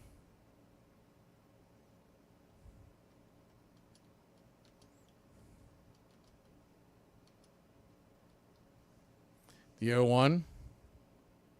Lefty righty. Kicks and fires. 93 up top. Just kisses the black in the top corner. 0-2. So an 0-2 count. Chris Sale turns the red glove, flips it, swing and a miss, strike 3. Got him inside. 1 away.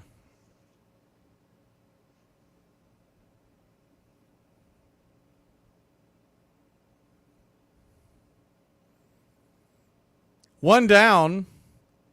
Chris Sale at 57 pitches, by the way. Haven't had a chance to actually look at the screen as I do this. I'm watching the game, but okay, they do have the pitch number up there. I thought I'd seen it added, but I don't know if you've made that out, but in the top left corner is the first pitch on the way. Swung on, foul back, it's 0-1. Right below where it says Sale 3 innings pitched, and or right to the left where it says his innings pitched and his strikeouts and earned runs and whatnot, his pitch count is right there.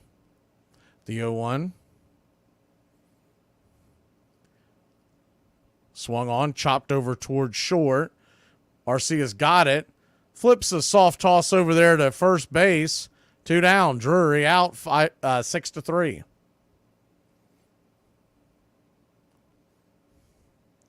It appears that the number is a touch behind. No, they finally caught it back up. I'm sure they're working with it too. It's probably something that'll continue to advance over the seasons.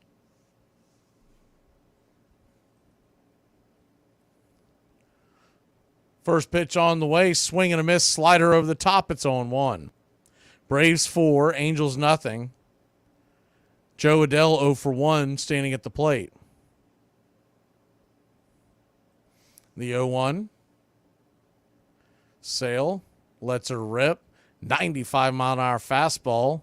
Foul back out of play. It's 0-2. So an 0-2 count. The only thing that's not good about this is I can't lie to y'all anymore. The 0-2. 96 inside, just misses. If I miss a play, I can't say, man, that was a great grab, or that ball was nowhere near the zone. You're going to see it right there on your screen. The 1-2. Kicks and fires. Swing and a miss, strike 3, and that'll end the inning. Don't worry, folks in Radio Land. We can still lie to y'all. We'll be back in a flash. Top of the 5th we go. Braves lead it 4-0. I did not mean to push all of your buttons. I was just looking for the mute. What's the most overrated dog breed? Frenchies. What's the most overrated dog breed? Overrated? Doodle. Aaron, most overrated dog breed? Overrated? Yes. French Bulls. Most overrated dog breed? Overrated? Golden Doodles. Alright, what's the most overrated dog breed? Any doodle. Ever. Any doodle. That's not what I'm saying at all. I'm saying you and your girlfriend's an idiot. Today you just lectured for an hour. You just gave me a whole big story on how there's a gender pay gap and women get paid less than men. It's proven all over the planet. Yesterday, you and your same girlfriends told me for 2 hours how there's no such thing as gender, how everything's fluid. There's no such thing as gender. So now there's no such thing as gender yesterday, but today there's a gender pay gap. So if there's no such thing as gender, then the reason you're getting paid less is what? Because you're stupid? Because if you tell me you're getting paid less because you're a woman, I'm going to refer you to yesterday's discussion where there was no thing as gender. Pick one and stick to it. You hypocrites, every one of you. Right in the thick of it were the 65 AL pennant winners, powered by their leader, Harmon Killebrew. He just put us on his back and just carried us. We needed those big blasts coming off of his bat. And in Detroit, the Tigers were on a roll. It might be a triple play! While in Chicago, the pitchers for the first place White Sox were getting stronger.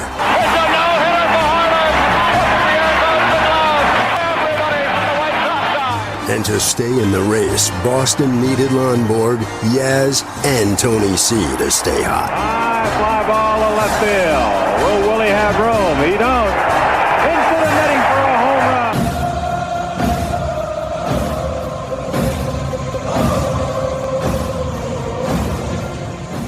Welcome back to Braves Country Baseball.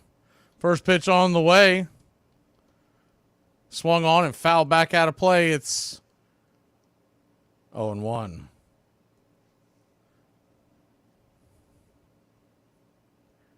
The 0-1. Kicks and fires. Up top misses. 1-1. So, yeah, I've seen other channels use it. The problem was before they were so far out in front, and it's all you could do is like those terrible cheerleader channels with the guys just sit there in front of the screen and, you know, half the time they walk around and go use the bathroom. They're not even calling the game. The 1-1 up top misses 2-1. Because I've tried to sit through some of those, and I mean, they're just dreadful. I don't know how anybody sits through that. The 2-1 kicks and fires right there at the knees. 3-1.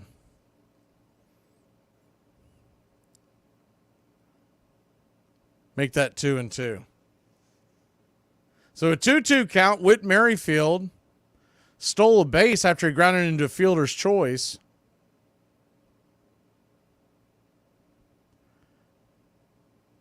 Canning comes set. Lets her rip. Whoa! High and inside. Whoa, that'll wake you up. On a Saturday night at 10:49 Eastern. Merrifield. It's like, what's the issue? I don't think there was any intention there. You're not throwing the bender to bust someone inside. That was just a breaking ball that didn't break.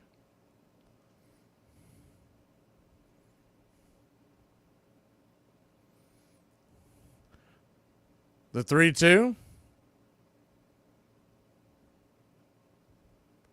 Brings it. Swing! That ball's lifted down the left field line. It is off the wall. That ball's going to get down where the green grass grows. Here comes Whit Merrifield. They're saying that's a home run? That left the building? All right! Zip, boom, bam, it's gone. Angels might want to look at it.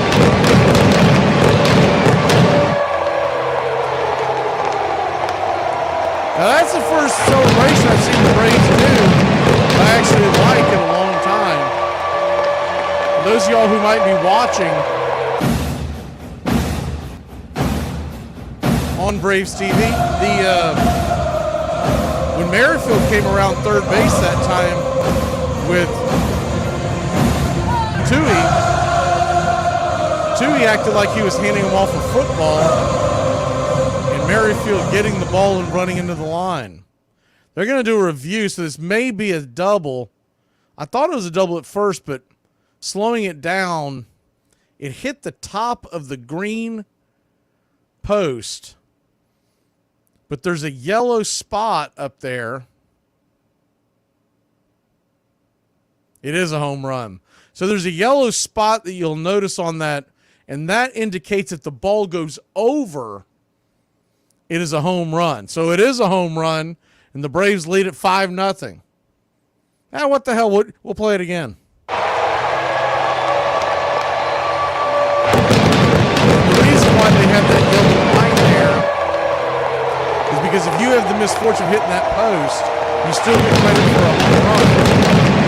First pitch all the way to Money Mike is outside wide. They called it a strike. It's 0-1. Harris didn't like it. I don't know what in the world Canning was doing. He was hopping, acting like he was running to the dugout. Nobody on, nobody out. We're just getting started in the fifth. The 0-1. Swing! That ball's blasted down the right field line, but just foul. That thing was hooking fast. 0-2.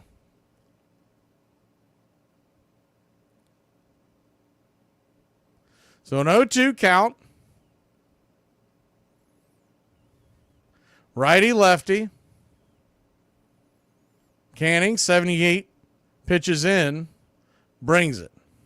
Swung on, chops it off his instep, goes to the ground. Hopefully he's all right. We can't take another one of these injuries.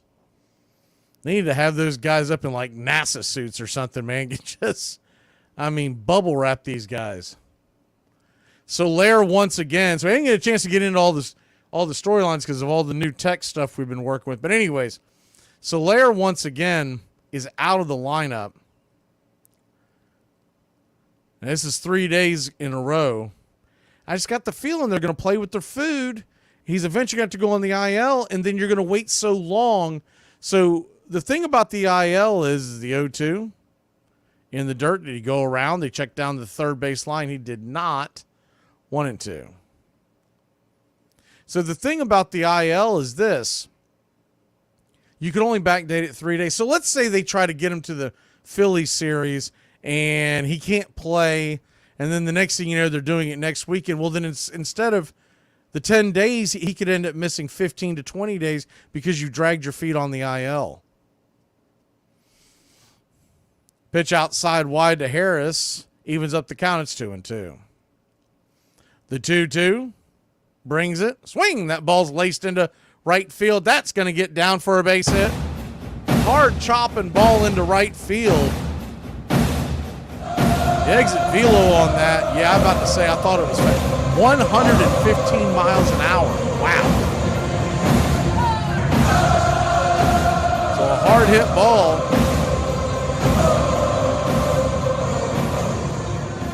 Keeps the rally going here. Braves have already scored one on the Merrifield solo shot if you stepped away.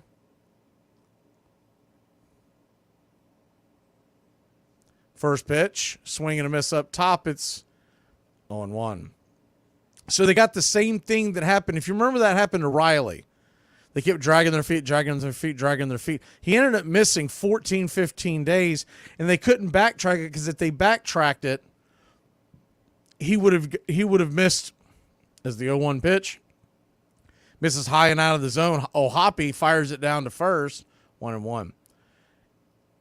So if they would have waited till like a week or so in, then you have to go ahead and miss the 10 days. You can backtrack at 3, but you're still talking about adding an extra week onto it. So that's why once they played with their food, they didn't do it because they thought Riley could be back soon. They flip it over there to first to keep Harris close by. So that's what's annoying to me is the simple fact that he'll miss several days, I get what they're doing. They're hoping is the 1-1, down and away 2-1. They're hoping that he'll be back in time for the Phillies series. But honest engine, these games are just as important. And if you can have an Eli White on your roster to help you either in the field or on the base paths, it could make a difference. The 2-1. Canning brings it. Swing and a miss. 2-2. Nasty curveball on the outer edge. So a 2-2 count.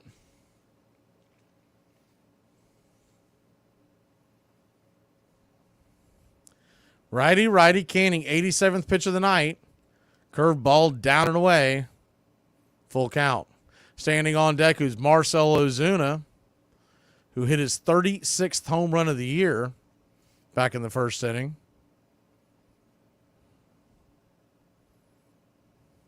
Braves 5, Halos nothing, top of the 5th. The payoff pitch from Canning. Swing, that ball's laced into left field. Coming over, making the catch. Hard hit ball right at the left fielder Ward. One away. Was hoping that might have a little top spin on it and get down in front of him, but it carried just enough.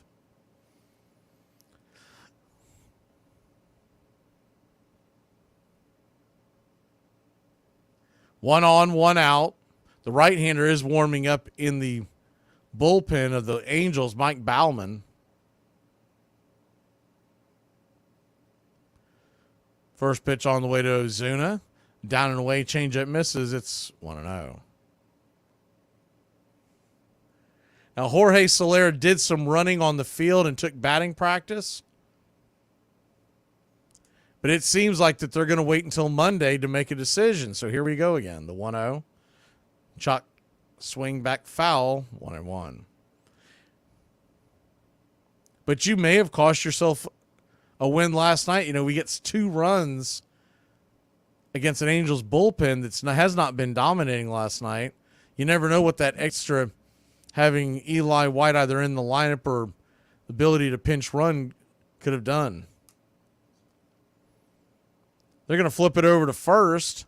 If he can come back on Tuesday, then all this is for naught. But the problem is we've seen this. This is the 3rd time this year. In the first 2 times, the guys missed more than 10 days. We had to play a man down. The 1-1. Chop foul. 1-2. So a 1-2 count. Anyways, that's my 2 cents. You know, looks like Brian just gifted somebody a membership. See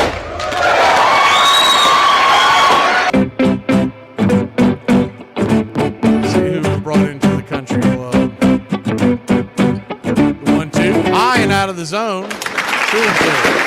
Welcome to the country club, Rob Epley and Danielson. The 2-2 pitch. Kicks and fires. Down and away, ball 3, so another full count for Canning. He's about to throw his 94th pitch of the night. And what's amazing to me about that is that it feels like he's had a full count on every batter. He should be at like 160 pitches, it feels like. The payoff pitch. Ball 4. That ball was in the dirt, nowhere near the zone. Harris was taken off on that pitch, banking on the fact they were trying to get him to swing at something in the dirt. Looks like that'll do it for Griffin Canning. Honestly, man, this kid gutted it out. He gave him 3 in the first, gave them almost 4 more innings of 2-run ball. We'll be back in a flash. The Atlanta Braves have 2 on, 1 out, and it looks like they're making a change. I'm holy enough to pray for you, baby, but I'm also hood enough to swing on you, so jot that down, all right? Okay. Hey, Braves Country, I'm Mac Magee. Join us for Pitch by Pitch, Play by Play, the classic call of Braves Country baseball. We're bringing you Atlanta Braves baseball all year long. jump into our pregame show, Braves Country Today, just before first pitch. Stick around for the postgame show, Braves Country Tonight, where we will open up the phone lines and react to your calls or your comments all year long. That's Braves Country Radio, pitch by pitch, play by play, your home for the classic call of Braves Country Baseball. I went to an Alcoholics Anonymous class last night, and anonymous my ass, I knew everybody that was there. What's up, Braves Country? Looking forward to a great Atlanta Braves season. See y'all at the ballpark. Looking forward.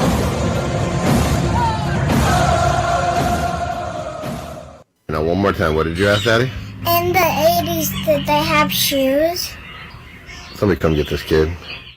During the 1960s, the Cold War almost became nuclear war over missiles in Cuba, and the Beatles invaded the United States. Americans made it to Woodstock and to the moon. Americans fought in Vietnam and then went into the streets to stop that fighting. Winston Churchill and Ernest Hemingway and Rogers Hornsby died. Cal Ripken Jr. and Dwight Gooden and Roger Clemens were born. In the 1960s, the New York Yankees' dominance would finally end. The Los Angeles Dodgers would break all attendance records in their new home. Welcome back to Braves Country Baseball. Atlanta Braves,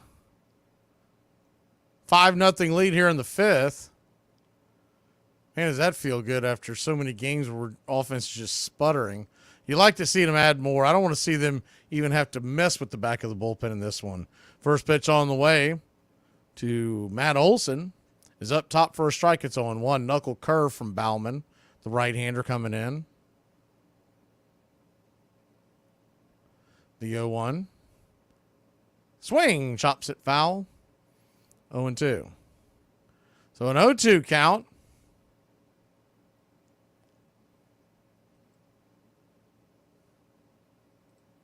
So we've pinned that the channel that the chat is going to be in tomorrow. And we'll put it in the next games as the 0-2 pitch. Swung on, pops it up. High into left field, but it'll easily be played by Taylor Ward, 2 down. Olsen knows he mistimed that one. Right off the bat, he was just kind of hung his head. So anyways, that's where we're going to be doing those going forward. Like I said, it wasn't really my decision, but I understood the reasoning behind it. They go out and they're trying to promote this channel, and then they see, well, why are the numbers averaging this when all the other games are averaging that? It's that kind of thing. First pitch on the way to Travis d'Arnaud is swung on and hammered into the gap. And that's what I'm talking about right there, Braves Country. That ball gets down where the green grass grows. A diving attempt by Pilar just shot off his glove, and your Atlanta Braves have put a touchdown on the board tonight and the extra point. It's 7-0 Atlanta. He smoked that one, went shopping at the gap. That ball bounced off his glove. Pilar laid out for that one. I thought he was going to make the catch. But the ball kept sinking away from him, and as he hit the ground, lost any hope of making that catch. Ball just snow-coned and popped out.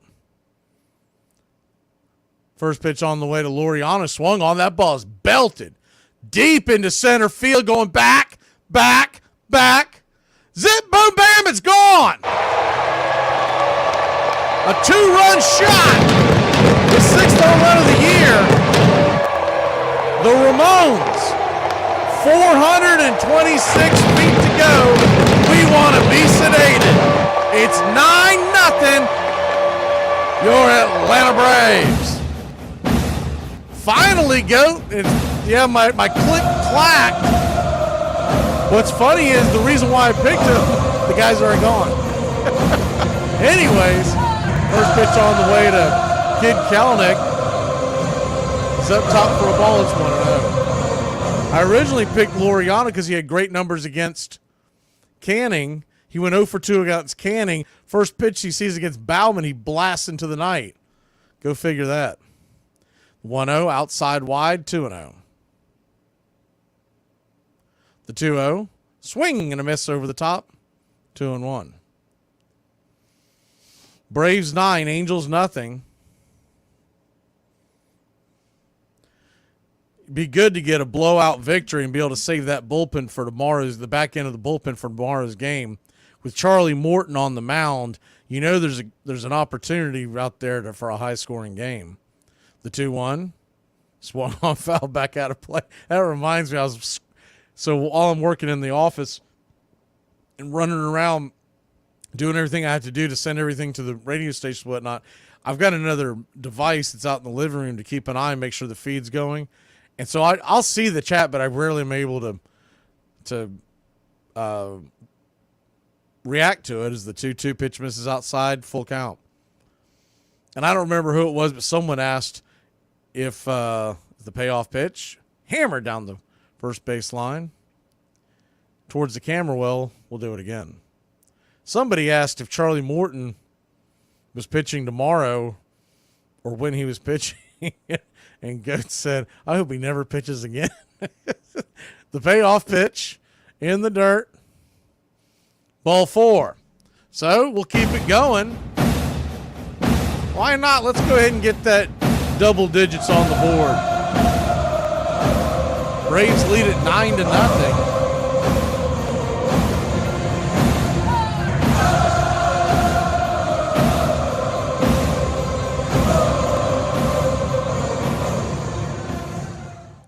So the short of it is, I see the questions again about the chat as they go out there and chat with the Angels pitcher.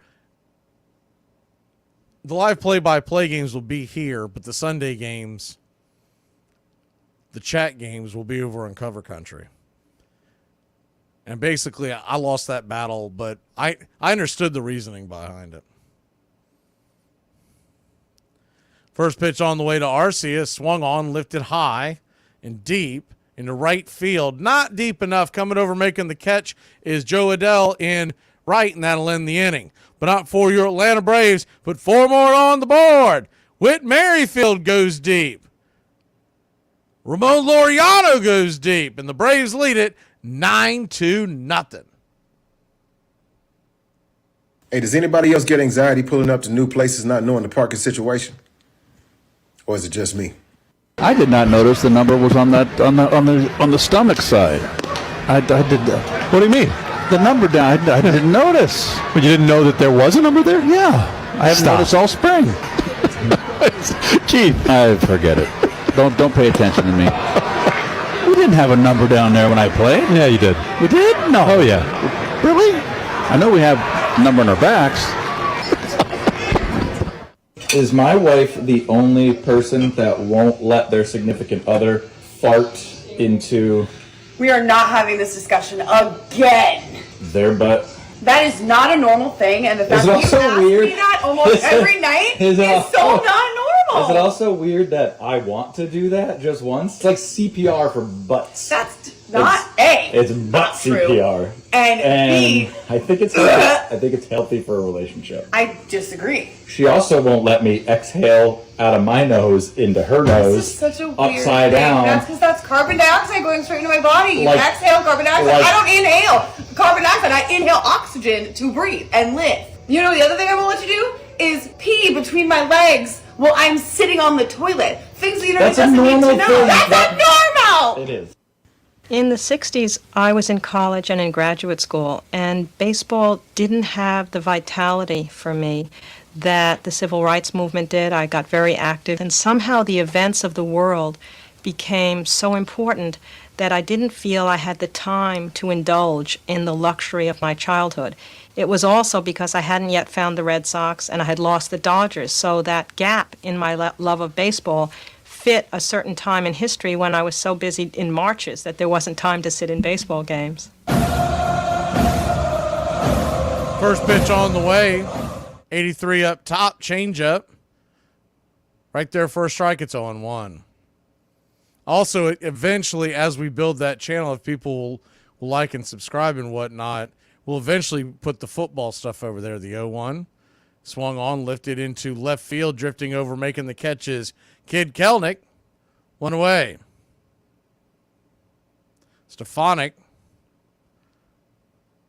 with the first out of the inning.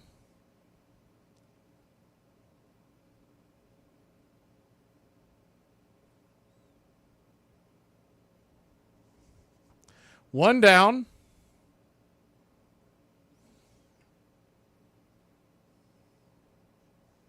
Lefty-righty matchup now. Lopez takes the first pitch.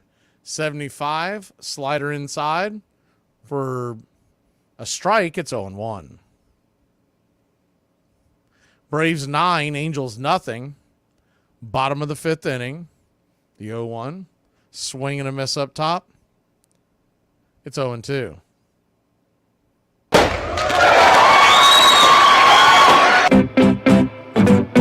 It's like Billy just gifted depressed Mr. Met.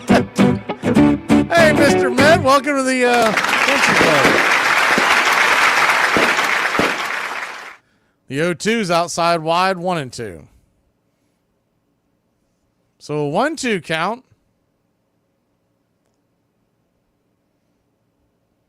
Sale comes set, brings it. Swing, lifts it high. Got underneath that one. Michael Harris, the Hawk, will drift over. Makes the catch. 2 away. 2 down.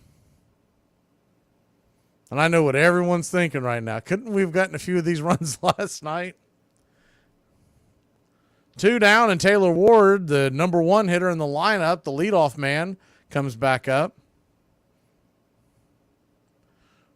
First pitch, slider, chop foul down the third base side. It's 0-1. The 0-1.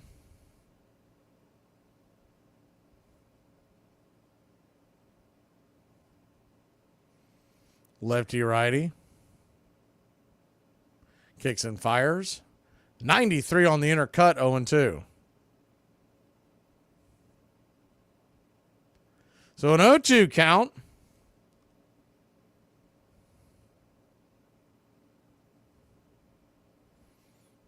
Swing and a miss, strike 3. That'll end the inning. You know, the best part about this is Mr. Met gets to tell everyone he's part of Braves country. He's going to be like, are you kidding me? We'll be back at a flash. Braves lead it 9-0 in L.A. Well, I'm absolutely furious because I spent all evening drinking something called Seedlip, which is quite delicious, but it turns out it's non-alcoholic. So I can still feel all my emotions now, and it's 10 o'clock. Dan, I need to talk to you about me bulking up. What do you mean bulking up? Yeah, I've been hitting the gym for a few months, and I need some tubs of protein powder to get bigger, and Mom said she won't buy them without your permission because they're too expensive. Why are you doing this anyway? A little bit for me, but I'm trying to impress my girlfriend, too. What did you tell her? Why does that matter? I want to know what you told her. The last time you lied to your girlfriend, you told you were getting injuries from physical combat until she found out you were kite fighting and getting string burns. I didn't know there was kite fighting gloves, okay? With the score tied 9-9 in the bottom of the 9th, and Ralph Terry on the mound for New York, Bill Mazeroski came to bat. Here's a swing and a high fly ball going deep to left. This may do it. Back to the wall goes Berra. It is over the fence, home run. The Pirates win. It was the first time the World Series had ever ended with a home run. We have seen and shared in one of baseball's great moments. Bill Mazeroski's home run in 1960. 7 games, Pirates, in Pittsburgh. We beat them 12-0, 10-0, 16-3. We're into the last inning. We tie it up. Mickey made an amazing base running play, a little head fake, and Bill Mazeroski steps up, and Ralph Terry hangs a slider, and Bill Mazeroski hits it 420 feet, and the Pirates win the World Series. I still heard about it. I still feel bad about it. Ladies and gentlemen, Mazeroski has hit a 1-0 pitch over the left field fence at Forbes Field to win the 1960 World Series for the Pittsburgh Pirates by a score of 10-9.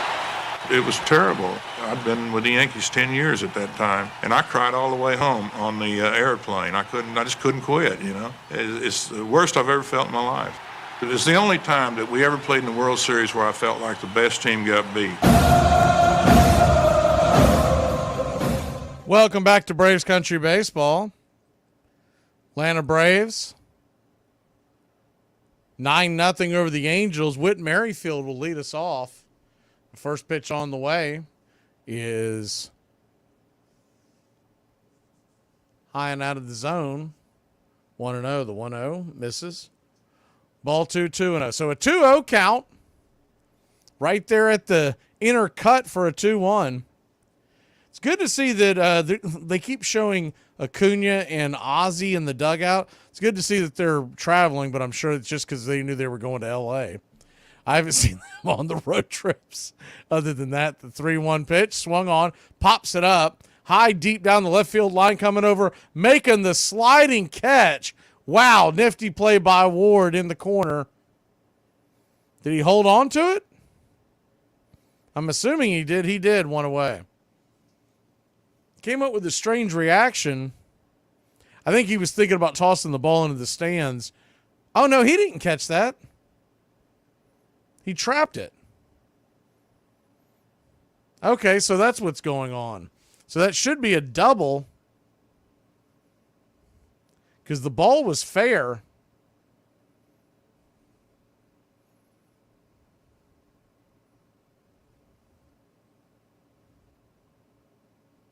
Are they calling that an out? No. They can't be calling that an out. Okay, they are reviewing it. The call in the field is a catch. From the blind eye far away, it looked like Ward made a sliding catch, but he was backhanding it, and the ball actually dropped in between his glove hand and right in front of his knee as he was sliding. And if you were growing up watching baseball in the 1980s, 1990s, early 2000s, that would be an out, and you'd be furious right now. But they're going to review that, and they'll definitely change that. He did a great job of keeping that ball from looking like, because when he slid and came up, it appeared that he had made the catch.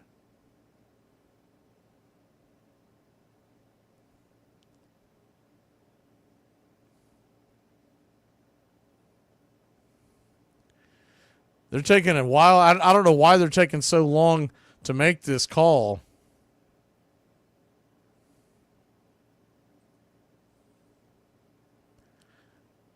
It's by far, that's one of the easiest calls you'll ever have to make.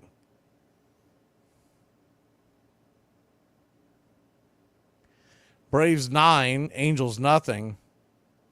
You see an out on the screen if you're watching at home, but there's just no way they don't overturn this. If they don't overturn this, we need to have a meeting up on Capitol Hill about this, because it is ridiculous. What's ridiculous is it's taking them this long. I wonder if the folks in New York nodded off. It's 11:15 their time?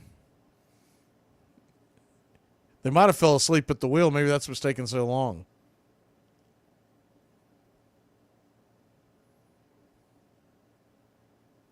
Finally, we get a call. Is he calling that an out?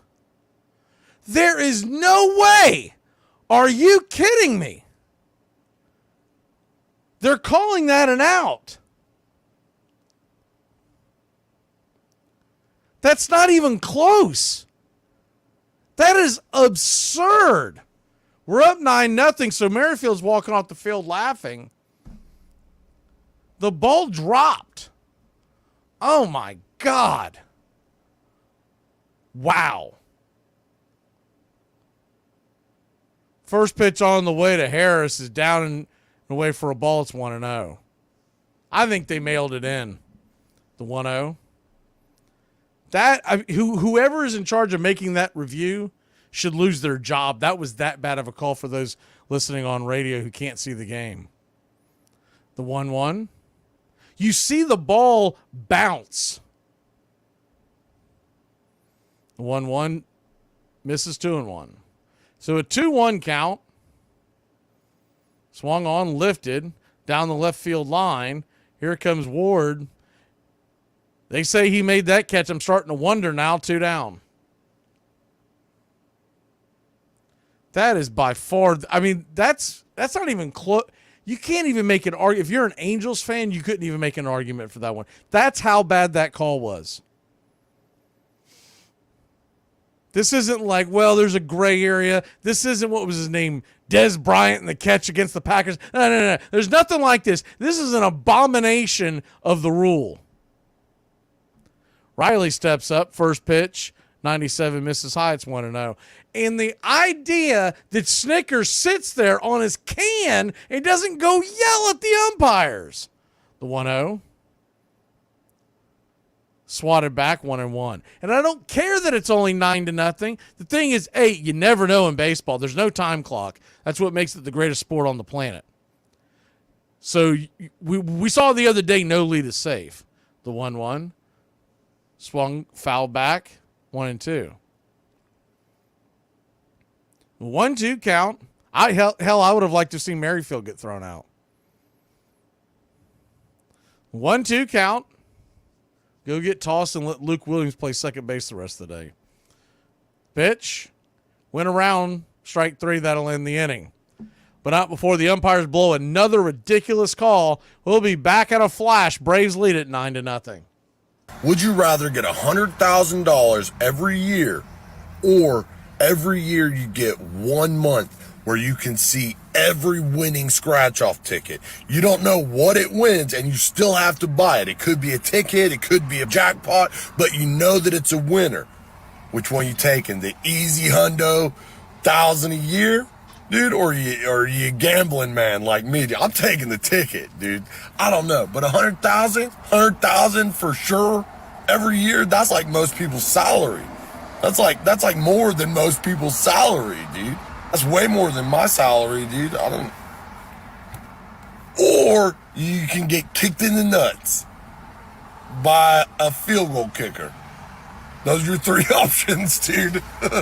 The Pittsburgh Pirates, the 1960 World Champions, defeat the New York Yankees, the Pirates 10 and the Yankees 9. There is one thing that all my friends know must never be discussed in my presence, and that's Bill Mazeroski's home run that won the 1960 World Series for a grossly overmatched Pittsburgh Pirates team against my beloved Yankees. And there's a wonderful resolution that many people don't realize. It's one of the great ironies of baseball history, but these things happen. That 2 years later, in the 7th game of the World Series in 1962, with the Yankees ahead by 1 run in the bottom of the last inning with 2 men on base, Ralph Terry was on the mound again, facing Willie McCovey. Willie McCovey hits a line drive that seemed sure to go for a hit, and Terry would have lost yet another World Series. Richardson jumps up, stabs the line drive, and they win that one. So there is resolution. There is rejuvenation. There is reward and victory after tragedy. Braves Country Radio, your home for the classic call of Braves Country Baseball.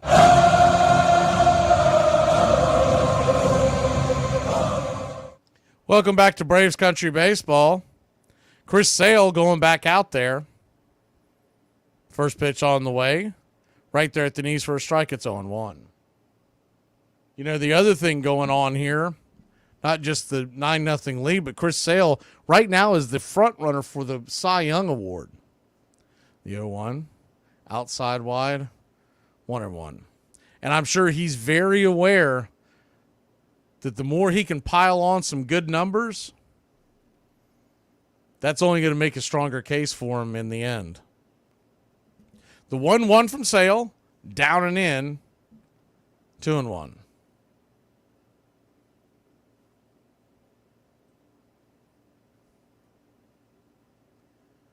The 2-1 pitch.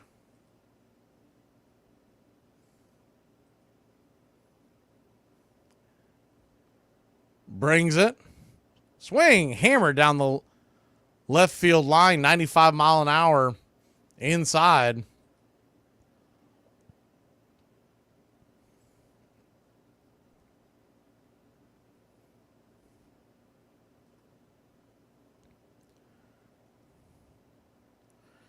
Braves 9, Angels nothing. We're just in the 6th inning. So not quite a spot where you can start saying, hey, the 2-2. Caught looking strike 3. He got caught Watching it hit the outer black, the bender. Wow. One away. Chris Sale, by the way, wanting to keep up with that. That's his 9th strikeout of the night. So you'd love to see him hit double digits. Really stands out on the stat sheet, especially when folks start looking at numbers for the Cy Young Award. So 9 strikeouts in. First pitch, swing and a miss, 95 up in his kitchen. It's 0-1. The 0-1.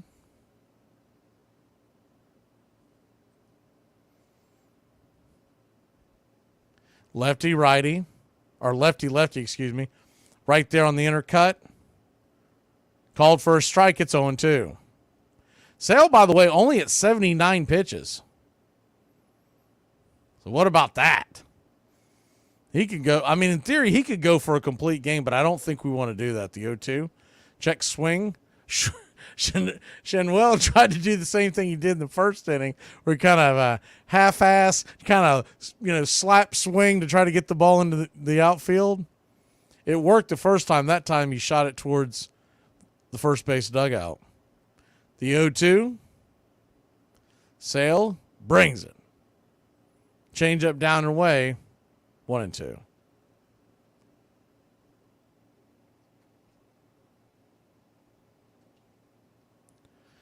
Braves and Angels due up tomorrow again. 4:07 first pitch. That'll be on Cover Country Radio, the YouTube channel. It'll look weird because you're like, man, there's only like 15 people have subscribed. It's a channel we've never done anything with. The 1-2 drops it into right field, and it's a 1-out single for the Halos.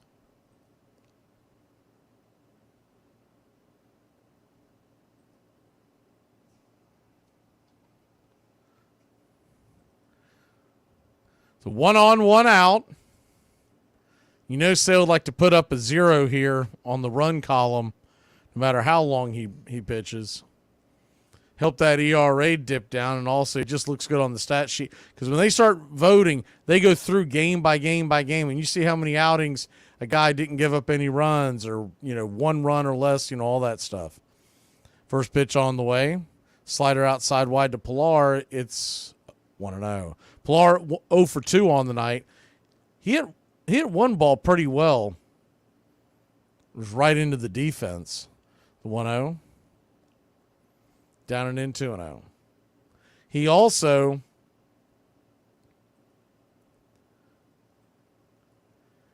had a diving attempt in the outfield, the hard hit ball by Travis d'Arnaud that just went off the glove. That would have been a nut type of. He makes that catch. That thing's going to lead off all your highlight shows.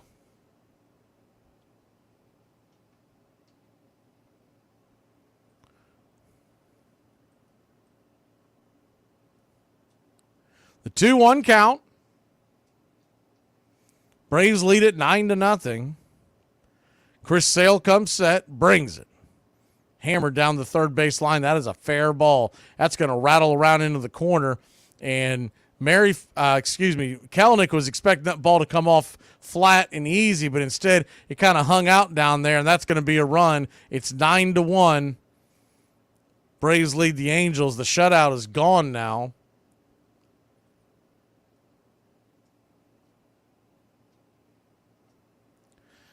We see that a lot here. First couple of nights here in L.A., if a ball goes down into that corner, specifically that left field corner, we haven't seen too many in the right field, but the left field corner, it just dies. There's some padding that's got advertisements on it and whatnot, and there's cement underneath, and if the ball just kind of gets rattling around down there, it just dies.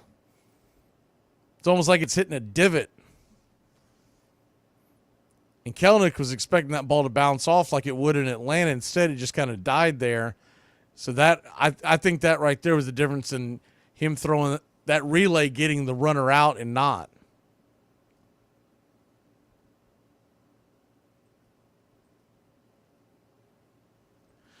So 1 on, 1 out. The 0-1 swing fouls it down the line. 0-2. Sure that feels good for Kevin Pilar doing it against his old team. But he had nothing but glowing things to say about the Braves organization and how, I don't know how many of y'all saw that, but basically what he said was he was so worried about playing time as the 0-2 in the dirt. That ball get away. That ball did not hit the runner? I mean, the batter? All right, I guess it's 9-2. The ball got away from Darnode,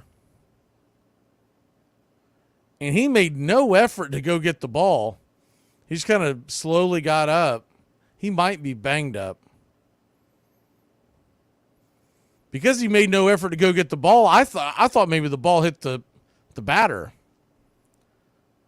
So it's 9-2 now. The 1-2 swing and a miss, strike 3. 2 away.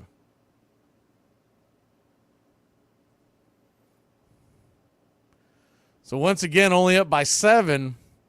Remember, that was just a 6-run lead against Colorado. Hate to keep bringing that up, but Braves need to buckle down here and put this game away. First pitch on the way to the right-handed bat. Brandon Drury, swing and a miss over the top. Breaker in the dirt, it's 0-1. The 0-1. Sale now at 91 pitches, so this will probably be his last inning. The 0-1 right there. 0-2.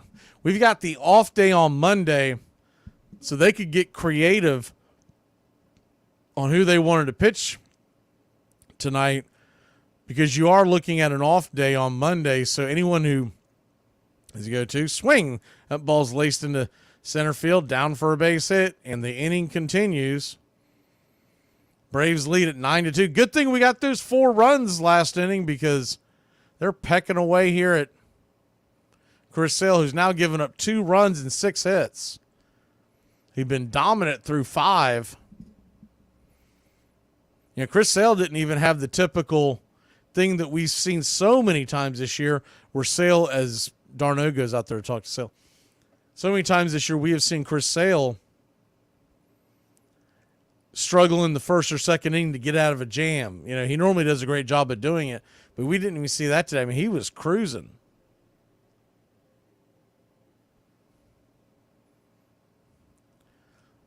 Tonight, the jam happened in the 6th, probably from fatigue. First pitch on the way, 98, outside wide, up and high. It's 1-0. You got to realize, too, no matter what it is out there, Atlanta, Georgia time, it is 11:33 p.m. And there is some jet lag that takes place with these athletes. The 1-0 swing, that ball's belted into center field. Coming over, making the catch is Money Mike, and that'll end the inning. And for anyone that wants to complain about that, I see a lot of folks saying good night here on the chat. So there you go. We'll be back in a flash. Braves lead it heading to the 7th. If Earth is the 3rd planet from the sun, doesn't that mean that every country is a 3rd world country? I've become, maybe to a fault at times, because I still question myself, is I'm so much about the person now, you know? And I remember like Pat Gillick telling me, being the Blue Jays GM, when he started, and he was 70% talent, 30% makeup character, and then over time, it was 60-40. And I got to tell you, I feel like I've gone to like 55-45 talent, makeup character. So then you start doing work on the person, on the teammate, on the guy. People say they're great competitors, but sometimes it's talk. I'm a big believer, especially being a parent now. You know, players make others better. I've seen it. Took a while to see it, but I see it. You know, a coach can only do so much, a manager can only do so much, but peers can really impact. I think about it with my kids. Who they're around is an impact as well. So you fill a clubhouse, instead of having 2 guys like a Blanco and a DeRosa, I've kind of flipped that. I'm like, you better have like 24 or 25 and maybe 1 or 2 that are on the border of pass-fail, to me. Armchair. Kurt Flood of the St. Louis Cardinals. Here's the pitch, swing and a miss. The glare is that I don't particularly like you, and I am going to beat you any way I can. It is concentration of trying to block out 50,000 people either for you or against you. It is trying to remember all of the things that make you a good hitter and trying to make them go into action immediately, right now. I need it right now in order to do this against this great pitcher. He's a major leaguer too, so you have to give him credit. Incredible things go on inside your head. Curt Flood went on to become a solid 300 hitter, the best defensive center fielder in the game, winning 7 consecutive Gold Glove awards.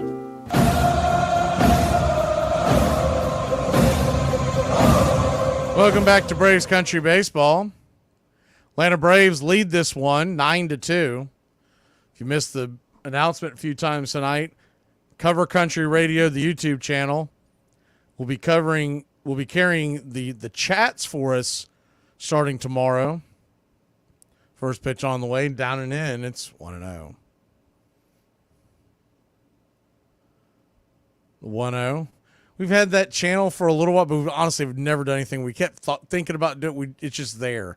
So we decided to use it, the 1-0. That ball's drilled into center field. That's going to get through for a base hit.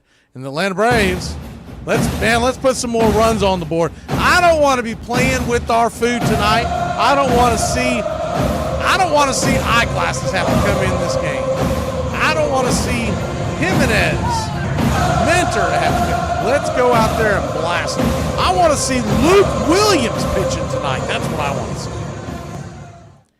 9-2, top of the 7th. Matt Olson, who's over. First pitch way outside wide. It's 1-0. Cisnero, the right-hander, is the pitcher. The 1-0. Kicks and fires. 85-mile-an-hour slider up top. 1-1. So 1-1 count.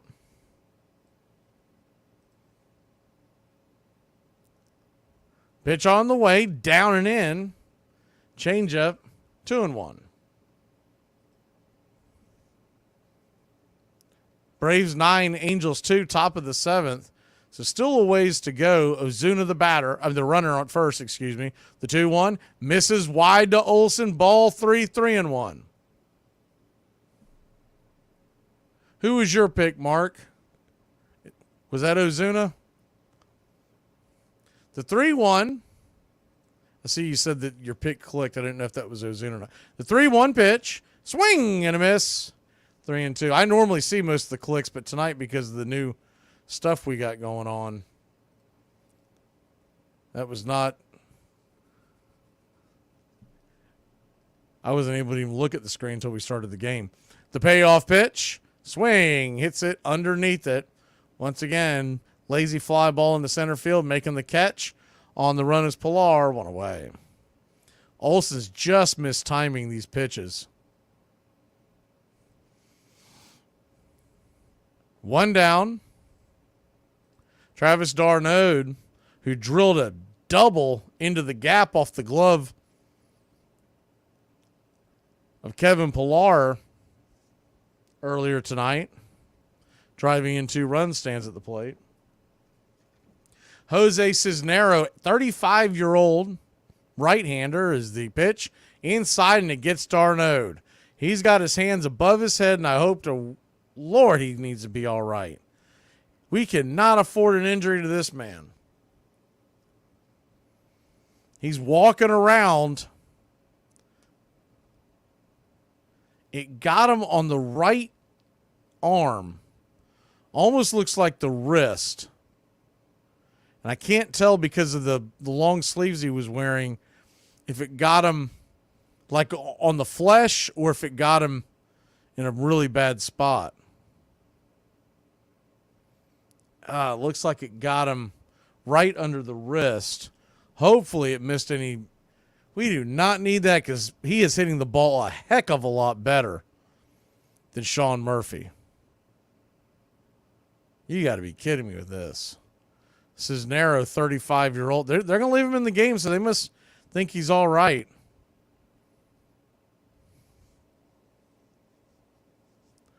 Hopefully it's not something that's going to make him miss a few games because, honestly, before we got so busy at the beginning of the game, I was going to bring up the fact that Like, I feel better when Darnold's in the game nowadays because he's hitting so much better than Murphy. First pitch on the way, down and away. Rebalt's 1-0. It's hard to get on either one of these guys when they slump because they play every other day. And that's just, it's really difficult to get in a groove. The 1-0. First and second, one out. The pitch from Cisnero. Outside wide, 2-0.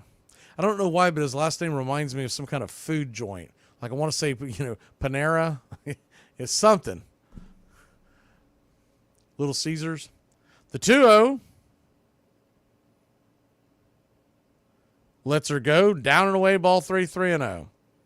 Cisnero, by the way, if he sounds familiar, he's been in the league since 2013. All in the American League. Started with the Astros in 23 and 2014. And then the Tigers is the 3-0 inside, ball 4. So the bases are juiced now with one out. It's pretty interesting. 2013 and 2014, he was with Houston.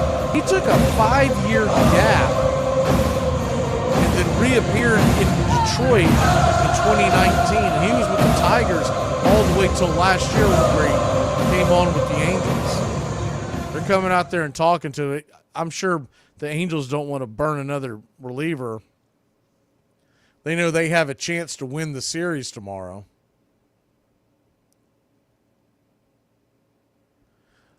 Oh, I missed it, John.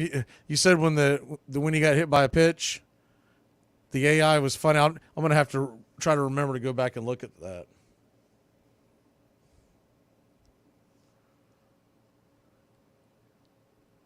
I'm pretty impressed with it in general. Well, like I said, the reason why we didn't do it before because it was hard to time it up, but we finally figured that out. First pitch on the way, sinker at the knees, it's 0-1. The other channels that have used it, all the guys in the radio, they just call them cheerleader channels because, literally that's what they do. They just sit there and cheer along. The 0-1, swing and a miss over the top, 0-2. And for folks who may not know, this goes out on radio as well, so we try to engage with the chat, but we're also aware that this is going out over external radio. The 0-2 in the dirt, 1-2. So a 1-2 count, bases loaded, one out. Kid Kelnick, who's 0 for 2 on the night, he'd like to join the hit parade. Trying to look into why he missed the 1-2 in the dirt, 2-2. Almost got him in the foot. Trying to figure out why he missed so much time. It just says that from that time period, from 2019, he appeared in games in Winter League down in the Dominican, but that was it. The 2-2. Swing, chops it over to first. It's going to be a 1-6. Whoa, that ball goes airborne into the, wow. That's going to be a run and error. That's going to be an E6. Nito was his name-o. That ball went flying over the dugout, I believe. Ball was chopped to second. I don't think he was going to get it. It looked like Kelnick was going to break that. The ball went flying over the dugout. 2 runs score, and it's 11-2. They're checking on someone, so the ball must have rattled down there somehow. It looked like it sailed over. That thing was not close. First pitch on the way to Orlando Arcia. Down and away, it's 1-0. It's pretty cool that the AI also shows them adjusting their batting gloves. The 1-0 right there, 1-1. So a 1-1 count. But yeah, I was just curious what in the world happened with Cisnero where he just disappears for 5 years. The 1-1 pitch swung on, grounded over to short. This should be playable. This time Nino double clutches and flips it over to first. That'll end the inning. Not for your Atlanta Braves. Put a couple more on the board. Let's keep it going, Braves country. We'll be back in a flash. Time to stretch.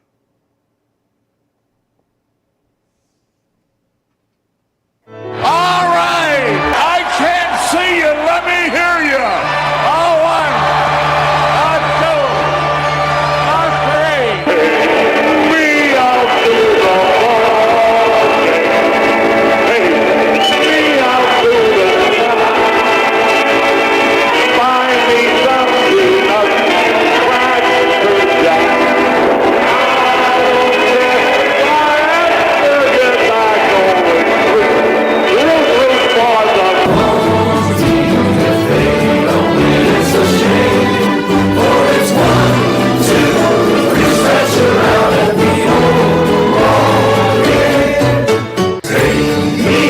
the ball game.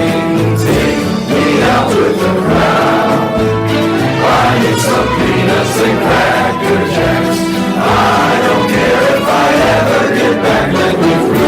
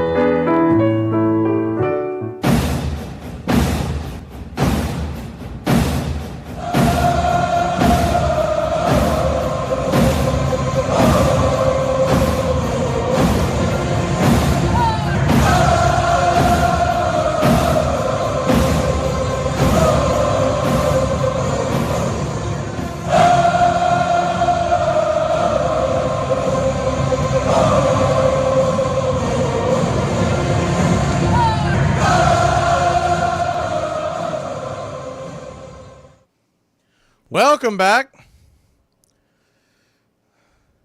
Stefanik comes to the plate to face Pierce Johnson here in the bottom of the seventh. First pitch on the way. Curved ball. Just over the knees for a strike. It's 0-1. You know what I just realized? Of course, I don't know how many folks are still in the chat. But anyways, you know what I just realized? The 0-1. Swing, slices it foul. So the Braves have been dominating this game. They're winning 11-2. We're in the seventh. There was never really a part where we were questioning whether or not they were in control of this game. The 0-2. Smacked over to second. It's going to be a 4-3 put out. One away. Have you noticed the whiners and the complainers have not been in the chat tonight? Those guys, the guys yelling at the cloud. Kind of funny how that works out. We've got a theory that some fans are just, they're not happy unless they're unhappy. First pitch on the way to swung on, ripped up the middle, backhanded by Merrifield. Bad throw in the dirt. It just got off. See, are they going to? No.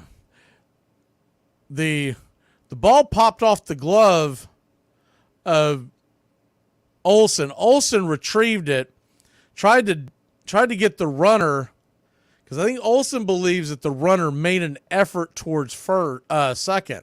And if he did, he didn't. Olsen believed that he did, and he flipped it over to Darnode, who, by the way, Darnode's down there covering first base. It's pretty good hustle on that play. But first pitch on the way, swing and a miss, four-seam fastball, it's 0-1. But the point is, he thought that he offered at it, or that offered a second, and it is a judgment call. It's something you'll never be able to review. The 0-1, swing and a miss, cutter over the top, 0-2. So no way to argue that out and replay it. because it's literally a judgment call. If the first base umpire, it's a very gray area, but the short of it is, if he thinks you offered to go to second base, you're in play. If he doesn't, then you're able to run all the way down the line. Is the 0-1 in the dirt? Went around, it's 0-2.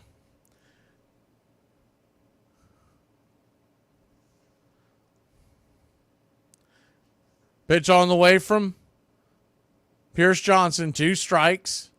Up top misses. 1-2. But if he thinks that you offered, and it could be just something as subtle as turning left and kind of nudging, then you got to find your way back to first base come hell or high water. The 2-2. Hammered down the left field line, but foul. It's very much like the check swing. It's up to the umpire, and that's something you're never going to be able to overturn. You can complain about it, but that's it. The 2-2. Pierce Johnson kicks and fires. Swing. That ball's hammered into left field. That's down for a base hit. We got trouble here in the bottom of the 7th. Runners on first and second. 1 out.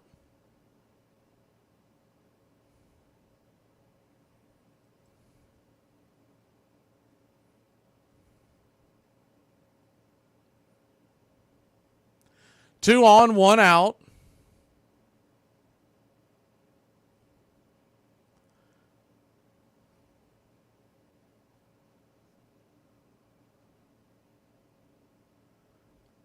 Righty, Nito, the number 2 hitter, stands in. First pitch, curveball at the knees. It's 0-1. We got to get Pierce Johnson right. He hasn't been terrible over his last several outings, but he hasn't been as sharp as he has been. We got to get him right, because if we're going to make any kind of charge towards October, he's got to be shut down. The 0-1, swing and a miss.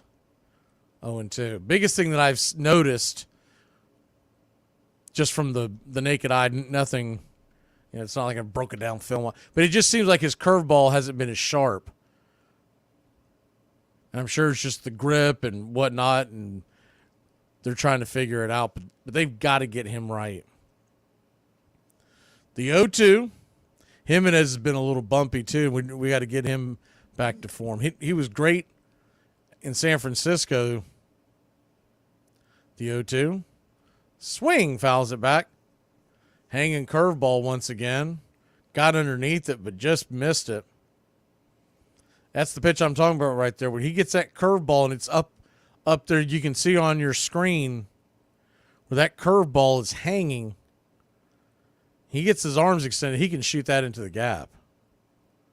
The 0-2. PJ lifts the glove and brings it.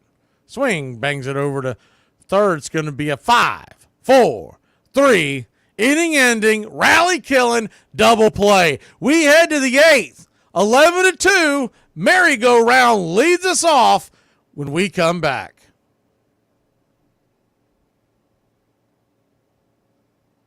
Y'all be flirting with me on every app, except for Cash App. So it says here you're fast with math? Extremely. That's impressive. What's 31 times 17? 47. It's not even close, but it was fast. My trolls out there wondering if I am a man dressed as a woman. If you gotta question it, I'm gonna say it's a natural woman, because have you seen the surgeries nowadays? Oh my God, oh God. I ain't gonna lie, y'all. Going out drinking is not the same fun activity that it used to be. I'll be waking up in critical condition. Say the weird thing. People are desperately seeking realness. You have never once heard the Monster Mash. You've heard a song that they call the Monster Mash, but you've never once heard the real song, the Monster Mash. The Monster Mash that we know is describing a party, but you never actually hear the Monster Mash they're describing itself. Before I work on myself, does anyone like me insane? But now the pressure on Maris intensified. Would he break Ruth's record? Reporters asked again and again. How the hell do I know, he answered. I don't want to be Babe Ruth. He wasn't Babe Ruth. And Yankee fans never let him forget it. Even the front office tried to change the lineup to favor the more popular Mantle. Under the relentless strain, Maris's hair began to fall out in clumps. Always taciturn, he now kept silent, refusing most interviews, keeping to himself. Through it all, Maris kept hitting, and in mid-September, Mantle's injuries finally forced him out of the race with 54 home runs. Welcome back. Whit Merrifield takes the first pitch for a strike to lead us off here in the top of the eighth. It's 0-1. The 0-1, 94, misses low, 1-1. He was calling those earlier. I'm a little surprised we're not getting that old screw job where he goes, yeah, well, you're up 11-2. That's a strike. The 1-1, swing, pops it up high into left field. Camping underneath it is Taylor Ward. He'll make the catch. 1 down. That might have been makeup for the terrible call down the left field line for Merrifield. Home plate umpire might have said, I don't know, man. I saw y'all blew that call, man. We got to give Merrifield, try to give him a base hit somewhere. Michael Harris II comes to the plate. First pitch, 94 up top for a strike. It's 0-1. The 0-1, righty-lefty. Comes set, kicks and fires, swing and a miss, 0-2. So an 0-2 count. Braves lead at 11-2. Nobody on, 1 out. The 0-2 to Harris. Swing, slices it foul.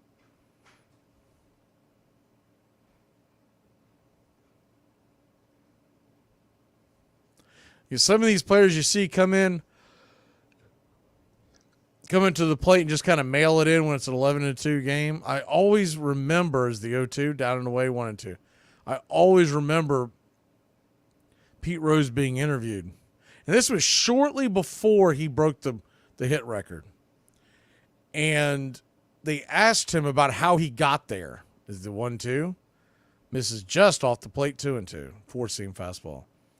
And he emphasized the fact that his entire career, he never gave an at-bat away.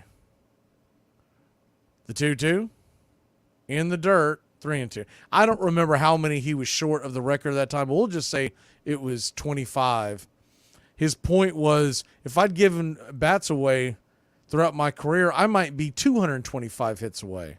It was always important for me to come to the plate, try to get the base hit every time. The 3-2. Swing and a miss, strike 3. Fastball on the outer edge. 2 away. Remember, he was from Cincinnati. His dad would come to the games in Cincinnati, and he felt a lot of pressure to perform well, especially at the home games, because he said that after the game, his dad would catch him in the parking lot and go over what he did well and what he did wrong. And if it was bad, he'd hear about it, and his dad had to haul ass back home because he had to be up early in the morning to work. I want to say he worked at some kind of a mill. Ron Washington's going to come get the ball, and that'll be it for the right-hander. They're making a pitching change. We'll be back in a flash. Braves lead it 11-2. How to talk about somebody behind their back, the Irish way. So the first one I'm going to show you here is the dip your toes in technique. This is when you're with a friend and you want to bitch to them about another one of your friends, but you still want them to think you're nice. What I'm going to do is quickly dip my toes in with an insult. John seems to have an awful lot of time on his hands lately. Then pull back with a compliment. He's a good laugh though. Now we intensify. He mustn't be working at all, is he? But he's not the worst fella I've ever met in my life. I hear he can't pay his mortgage and his wife is cheating on him and everything. Now instead of a compliment, we're going to use a compliment that everyone knows is an insult. He's looking very healthy. That means he's f***ing fat. I know I've said it more than once, but I am sick and tired of inflation. 4 years ago, all this food would have been $150. I just spent almost $400 on groceries. This is ridiculous. Like, hello, complaint department, is that you? Yes, it's me, Ashley. Sometimes I think people underestimate just how good of a player Ichiro was. So here are some facts that show just how good he actually was. His 4,367 hits in his professional career are the most of any player in baseball history. He holds a single-season record for most hits with 262. Even though he debuted at age 27 and had a 9-year career in Japan prior, he still managed to finish his major league career with 3,089 hits. In the first at-bat of his third MLB game, he singled, which raised his career batting average to 300. From there, it never dipped below that mark for the rest of his career. If he came out of retirement, it would take 444 hitless at-bats for his career average to dip below 300. It is Welcome back. First pitch on the way. Austin Riley is outside. Strike, it's 0-1. The 0-1 right there. 0-2. Sean Murphy is out of the game. Sean Murphy is in the game. Darnold is out. And the 0-2 pitch. Swing and a miss, strike 3. We'll be back in a flash. Your Atlanta Braves lead it 11-2 here in the City of Angels. Brian, could you do me a favor and pull up your calendar so we can see a time that would work best for everybody? Yeah, I'm pretty booked next week. Okay, well, I am too. So, but I do have some time between 9 and 10 on Tuesday, and then I can actually do Wednesday between 12 and 3 if that. Brian, is this your personal calendar or your work calendar? Well, it's my work calendar, but there's some... Do you have a pre-planned excuse for running late on Monday? The excuse was traffic and we work from home, so I don't... Amanda, you said 12 to 3 on Wednesday. I have an opening at 2. So 2 p.m. I have nap time, but I guess I could push that back. That's definitely not a priority for the workday. Oh. So 2 o'clock on Wednesday, we'll pencil that in. I actually have nap time then too. Tony Gwynn had more 4-hit games in his career than he did multi-strikeout games. The Detroit Tigers are undefeated in games where they play a guy in all 9 positions in one game. Despite not missing a game for almost 17 years, Cal Ripken Jr. never played in 162 games more than 3 seasons in a row. The 2017 season was the first MLB season since 1886 that didn't feature either Connie Mack or Vin Scully. The New York Yankees have more World Series championships than seasons below 500. Cincinnati Reds center fielder Cesar Geronimo was a 3,000 strikeout victim of both Nolan Ryan and Bob Gibson. Joe DiMaggio only had 8 more strikeouts than he did home runs in his career. In the last 105 years, the Chicago White Sox have won just 3 playoff series, all of which came in 2005. Andres Galarraga had more stolen bases in his career than Roberto Clemente. Armchair.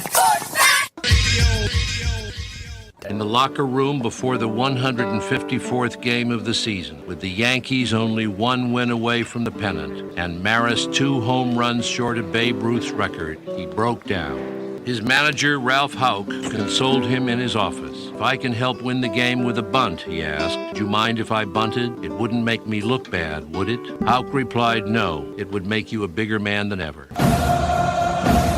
Welcome back to Braves Country Baseball. Yeah, if you're on that Max, the streaming, I see y'all talking about Pete Rose. We talked about it the other day. I still can't remember the name of it. Anyways, if you search Pete Rose inside the Max app, you'll find the documentary. Herget's coming on, the right-hander, to face the left-hander, Shenwell. The 0-1 pitch is swung on and banged into right center field. That's going to be off the wall. Who wants it? You take it. Laureano and Harris were standing there, and Harris was under the impression Laureano was going to make a play, and he just kind of stood there, and the ball rattled off, and finally Harris said, what the hell, man, and threw it into the infield. It'll be a leadoff double, and here we go. But it's a really good, I think it was a really well done documentary. It's a 3 or 4 part or something like that. But it's done pretty fairly because it's not just a big old tongue bath for Pete Rose like you normally get with most of this. But it also wasn't a hit piece either. First pitch on the way, right there at the knees. It's 0-1. The point of, it's a long-ass name. Charlie Hustle, The Matter of Pete Rose. Good night, Ivory. Why can't you just call it Charlie Hustle or, something like that? The 0-1. Swing, that ball's lifted into center field. That took a really weird turn. That's going to score a run. It's an RBI single. He got underneath it, and Pilar will have himself another RBI, but he got underneath it, and it kind of took a weird, hit it off the edge of the bat, almost like a wiffle ball. It started heading towards left field and then took a dive in between left and center. Didn't go very far, but it got to the ground quickly. No one had a chance on it. First pitch on the way, a sinker up top, foul back. It's 0-1. Yeah, and the thing about that Pete Rose of them pitching around, that was in the final at bat, and honestly, he chased one off the edge on a 2-2 pitch. The 0-1, swing and a miss, 1-1. But if you go back and watch that entire game, it was on MLB something earlier this summer. He's not pitched around that entire game. He was just being very, very picky, and he ended up going over. The 0-2, outside wide, 1-2. So a 1-2 count.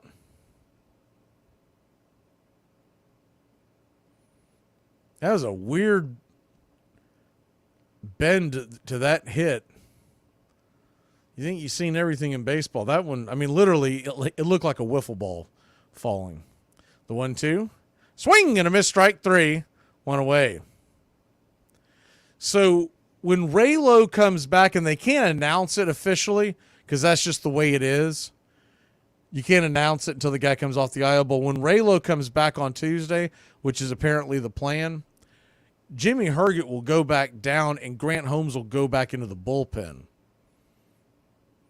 I still contend it should be Charlie Morton that goes in the bullpen and let Grant Holmes continue to start. First pitch on the way is right there at the knees to Drury. First strike, it's 0-1. But they, all the writers who follow around, they believe that's the game plan. And I'm sure people are saying stuff off to the side. And there's no reason to not think that that's going to happen. Is the 0-1 right there for a strike, 0-2. I would just prefer to let Grant Holmes grow because Charlie Morton's not going to be here next year. And when you get if you get in the playoffs is the 0-2. Right there at the knees. Caught, looking, strike 3. Got him with the curveball.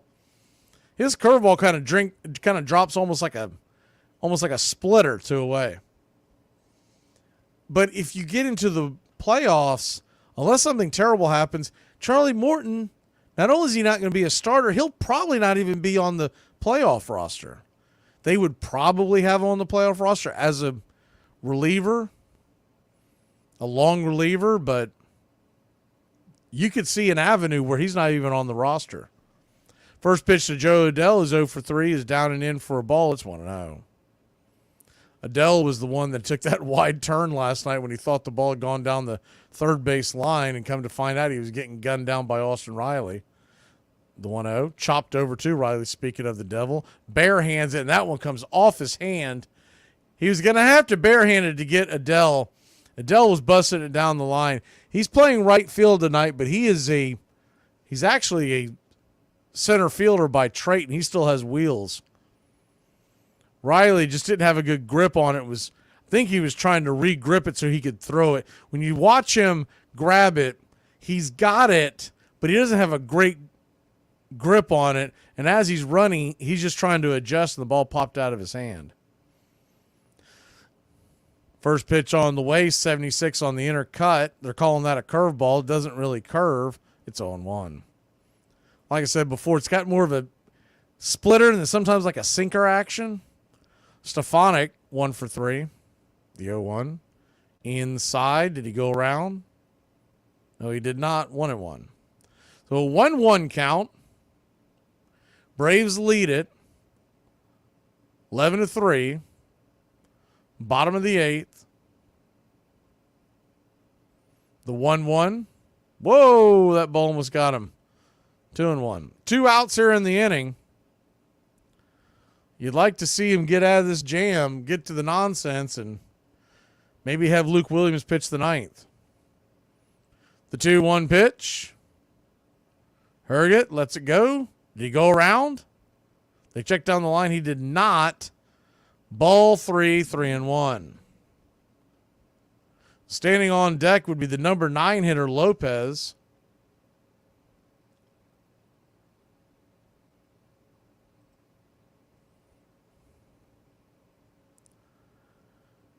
Braves 11, Angels 3. The 3-1 pitch.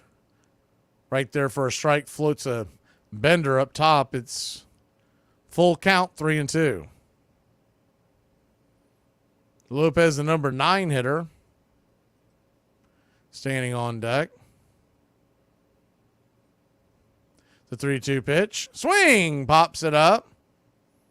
High. Over on the first base side into the bleachers.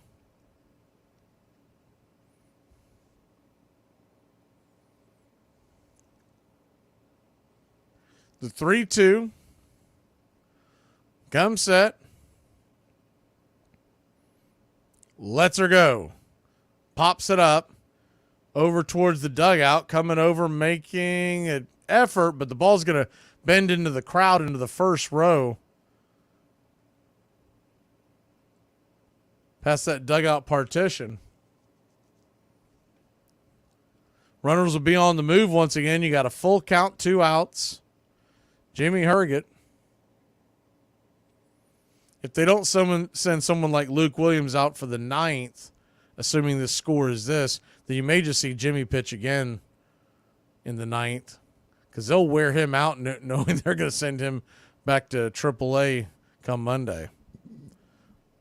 The payoff pitch. Swing and a miss, strike 3, and that'll end the inning. So the Braves lead it by 8. We head to 9. The last game of this long road trip of night games, late night games, the last one for 2024. Where are you from?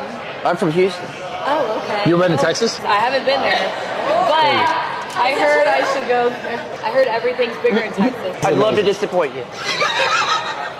Record me. I'm not, dude. No, don't. I'm not. I'm recording recording me. I saw you. Don't I'm point doing that that. camera at me. I truly wasn't, dude. You don't want to know I what's truly going to happen wasn't. to you. I promise. Okay, don't. I promise. Look, you don't know what's going to happen to you. Don't. I did not Don't give you do that. permission to I did Don't not do give that. you permission. No, I'll no, whoop no. your ass, son. I'll whoop your. Why would I record you with your New I'll Balances put my on? New Balance in your ass. I will. Those ain't even new. I swear They to ain't God, got I no will. balance. Those are Little old boy. stumbles. What are you? Little What are you boy. don't come over here. Little boy, Don't. what? I wasn't recording you. What are you gonna do? I would rather be. What are you chill. gonna do? Get out the car. Then. I would rather be chill. Get out the car. Don't I'm saying do get it. out the car. Don't do it. Damn, you big as Yeah. hell. Yeah, I Why am. you I'm so- very big. God, you big as hell. I'm very boy. big. I was playing. Don't want these Gokus, dude. Maris pulled himself together and slammed number 59 in the 3rd inning. The Yankees clinched the pennant. On September 26th, Maris hit his 60th, tying Babe Ruth. Then, for 3 games, nothing. Fastball hit deep to right. This could be it. Way back there. Holy cow, he did it. 61 for Maris. Another standing ovation for Roger Maris. His teammates would not let him back into the dugout until he acknowledged the applause. Roger Maris played for 7 more seasons, never hit as well again, suffered his own debilitating injuries, and was never forgiven for out-hitting the game's greatest hero.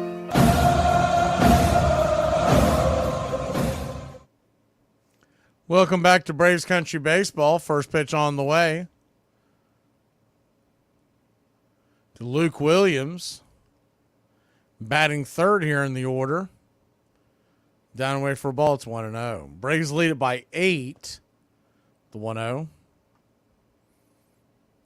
Misses down 2-0. Marcelo Ozuna, going to have to check on that to see if there's something wrong with Ozuna. Normally they would let him. They might just be getting Luke an at bat, the 2-0, slapped over towards first. Stepping on the bag is Shanuel. 1 away.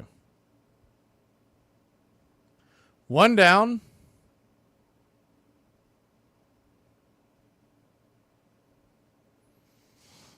Fantasy football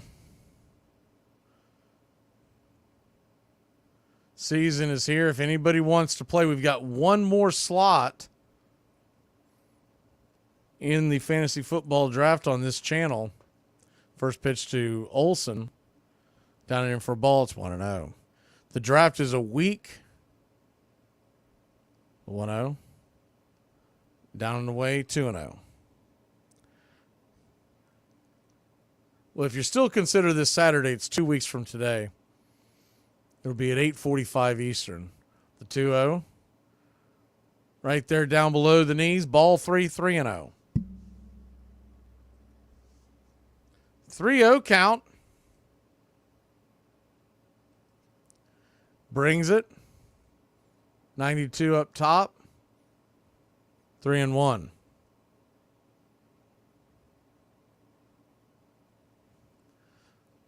Braves 11, Angels 3, the 3-1 pitch. Way high out of the zone. Ball 4. And Matt Olson will head on down to first. 1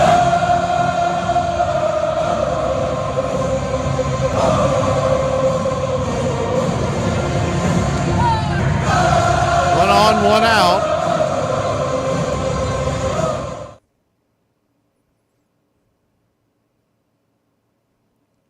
Free to play, and we basically play for bragging rights. There's a Stanley Cup type trophy that we've kept together. I can't see it from here, but it's at least 8 years that we've been doing this on that trophy. We've been playing this league for at least 11. But I think we started the trophy, traced it back to about 8 years. So I believe this will be the 9th year. But anyways, we put the champion on the trophy. It's bragging rights. It's a lot of fun. Like I said, it's free to play. The 1-0.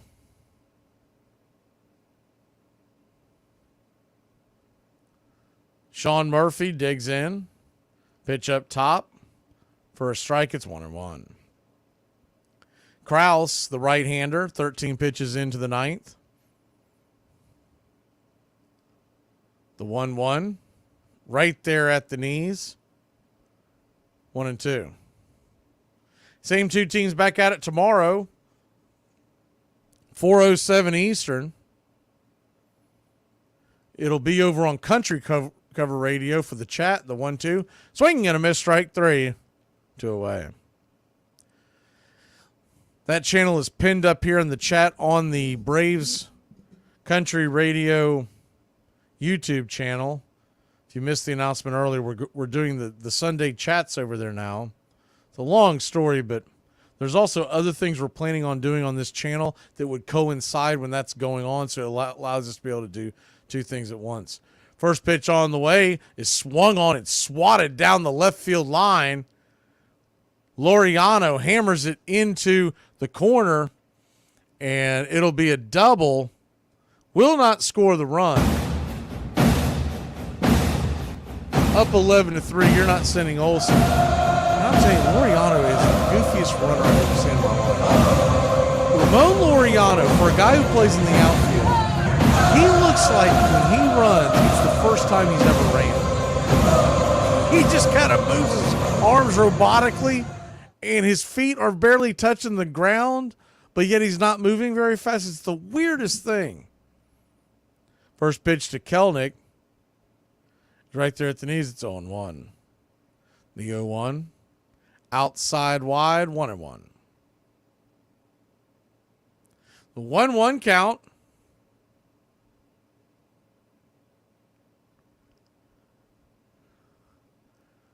Pitch on the way. Swing. That ball's lifted high down the left field line, but it'll stay in play, and Ward will make the catch to end the inning.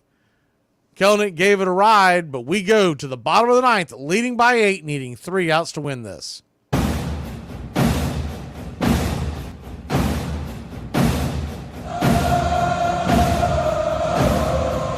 Spanish? Yes.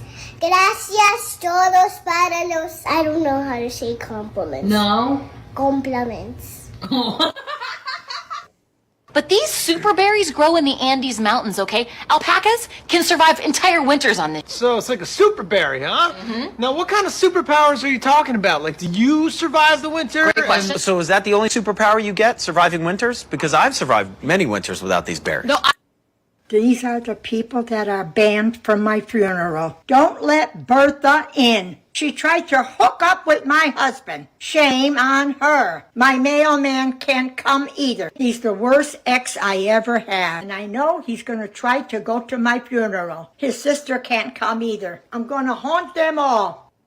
The greatness of Ty Cobb was something that had to be seen, and to see him was to remember him forever. George Sisler. On April 27, 1961, Tyrus Raymond Cobb threw out the first ball at the opening home game of the brand new Los Angeles Angels. It was his last visit to a ballpark. He was 74 years old and dying of cancer. Drinking, gambling, quarreling with waiters and taxi drivers and sales clerks. He stayed on the road as long as he could, carrying with him everywhere a Luger and a paper bag filled with $1 million in securities, and each day swallowing a quart of bourbon mixed with milk to dull the pain. He died on July 17th, 1961. His lifetime batting average was .367. The highest in history. If I'd had my life to live over again, he had told a caller toward the end, I'd have done things a little different. I would have had more friends. Please like and subscribe today, youtube.com/@BravesCountry.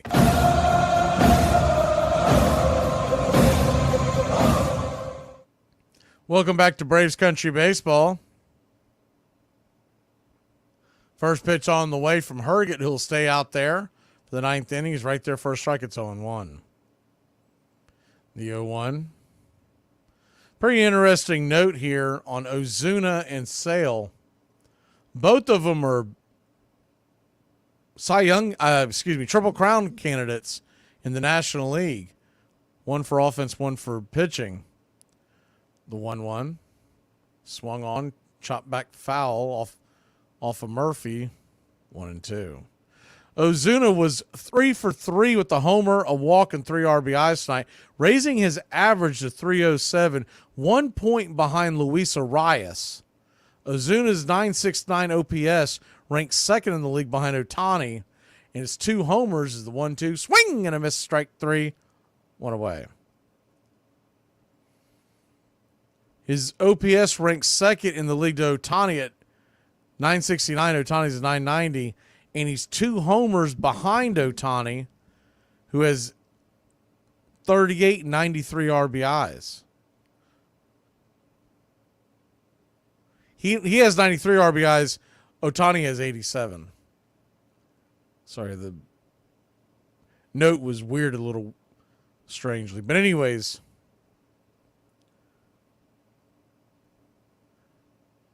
that would be something. The 1-0, chop foul. Over towards the first base side, it's 1-1. And right now, Chris Sale is in line for his 14th National League leading win. He also leads the National League with a 2.62 ERA and 186 strikeouts. If the season ended today, Chris Sale would walk away with the Triple Crown, and Marcell Ozuna would fall just short of it in the National League. The 1-2, kicks and fires. Did he go around? You're going to say he didn't, 2-2.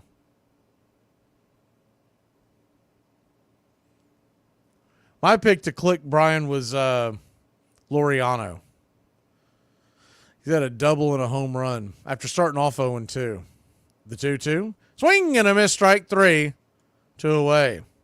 Herget at 30 pitches, so we're 1 out away from tying up this series and giving us a chance to win tomorrow. Remember, that chat cast is going to be over on Cover Country Radio. We'll put a reminder in the game that is due up next. There's one that's already up there for the September 9th remake. First pitch on the way, swing on, and that ball is hammered into the left field corner. It's going to rattle around, take a weird bounce once again. Kelnick comes up with it, and it's a 2-out double for the Angels. It's Cover Country Radio on YouTube. That's just what you look for. And it's youtube.com/@covercountry. But we'll put that, in case you forget, we'll put it on this page in a couple of places. You should be able to find it. All the other games, the games that are not chats will be right here. First pitch to Shanwell is down and away for a, call that a strike. He did. It's 0-1. Shanwell, he clicked tonight. He's 3 for 4. That's something with the lefty going up against Chris Sale. Remember that first base hit was kind of an excuse me swing.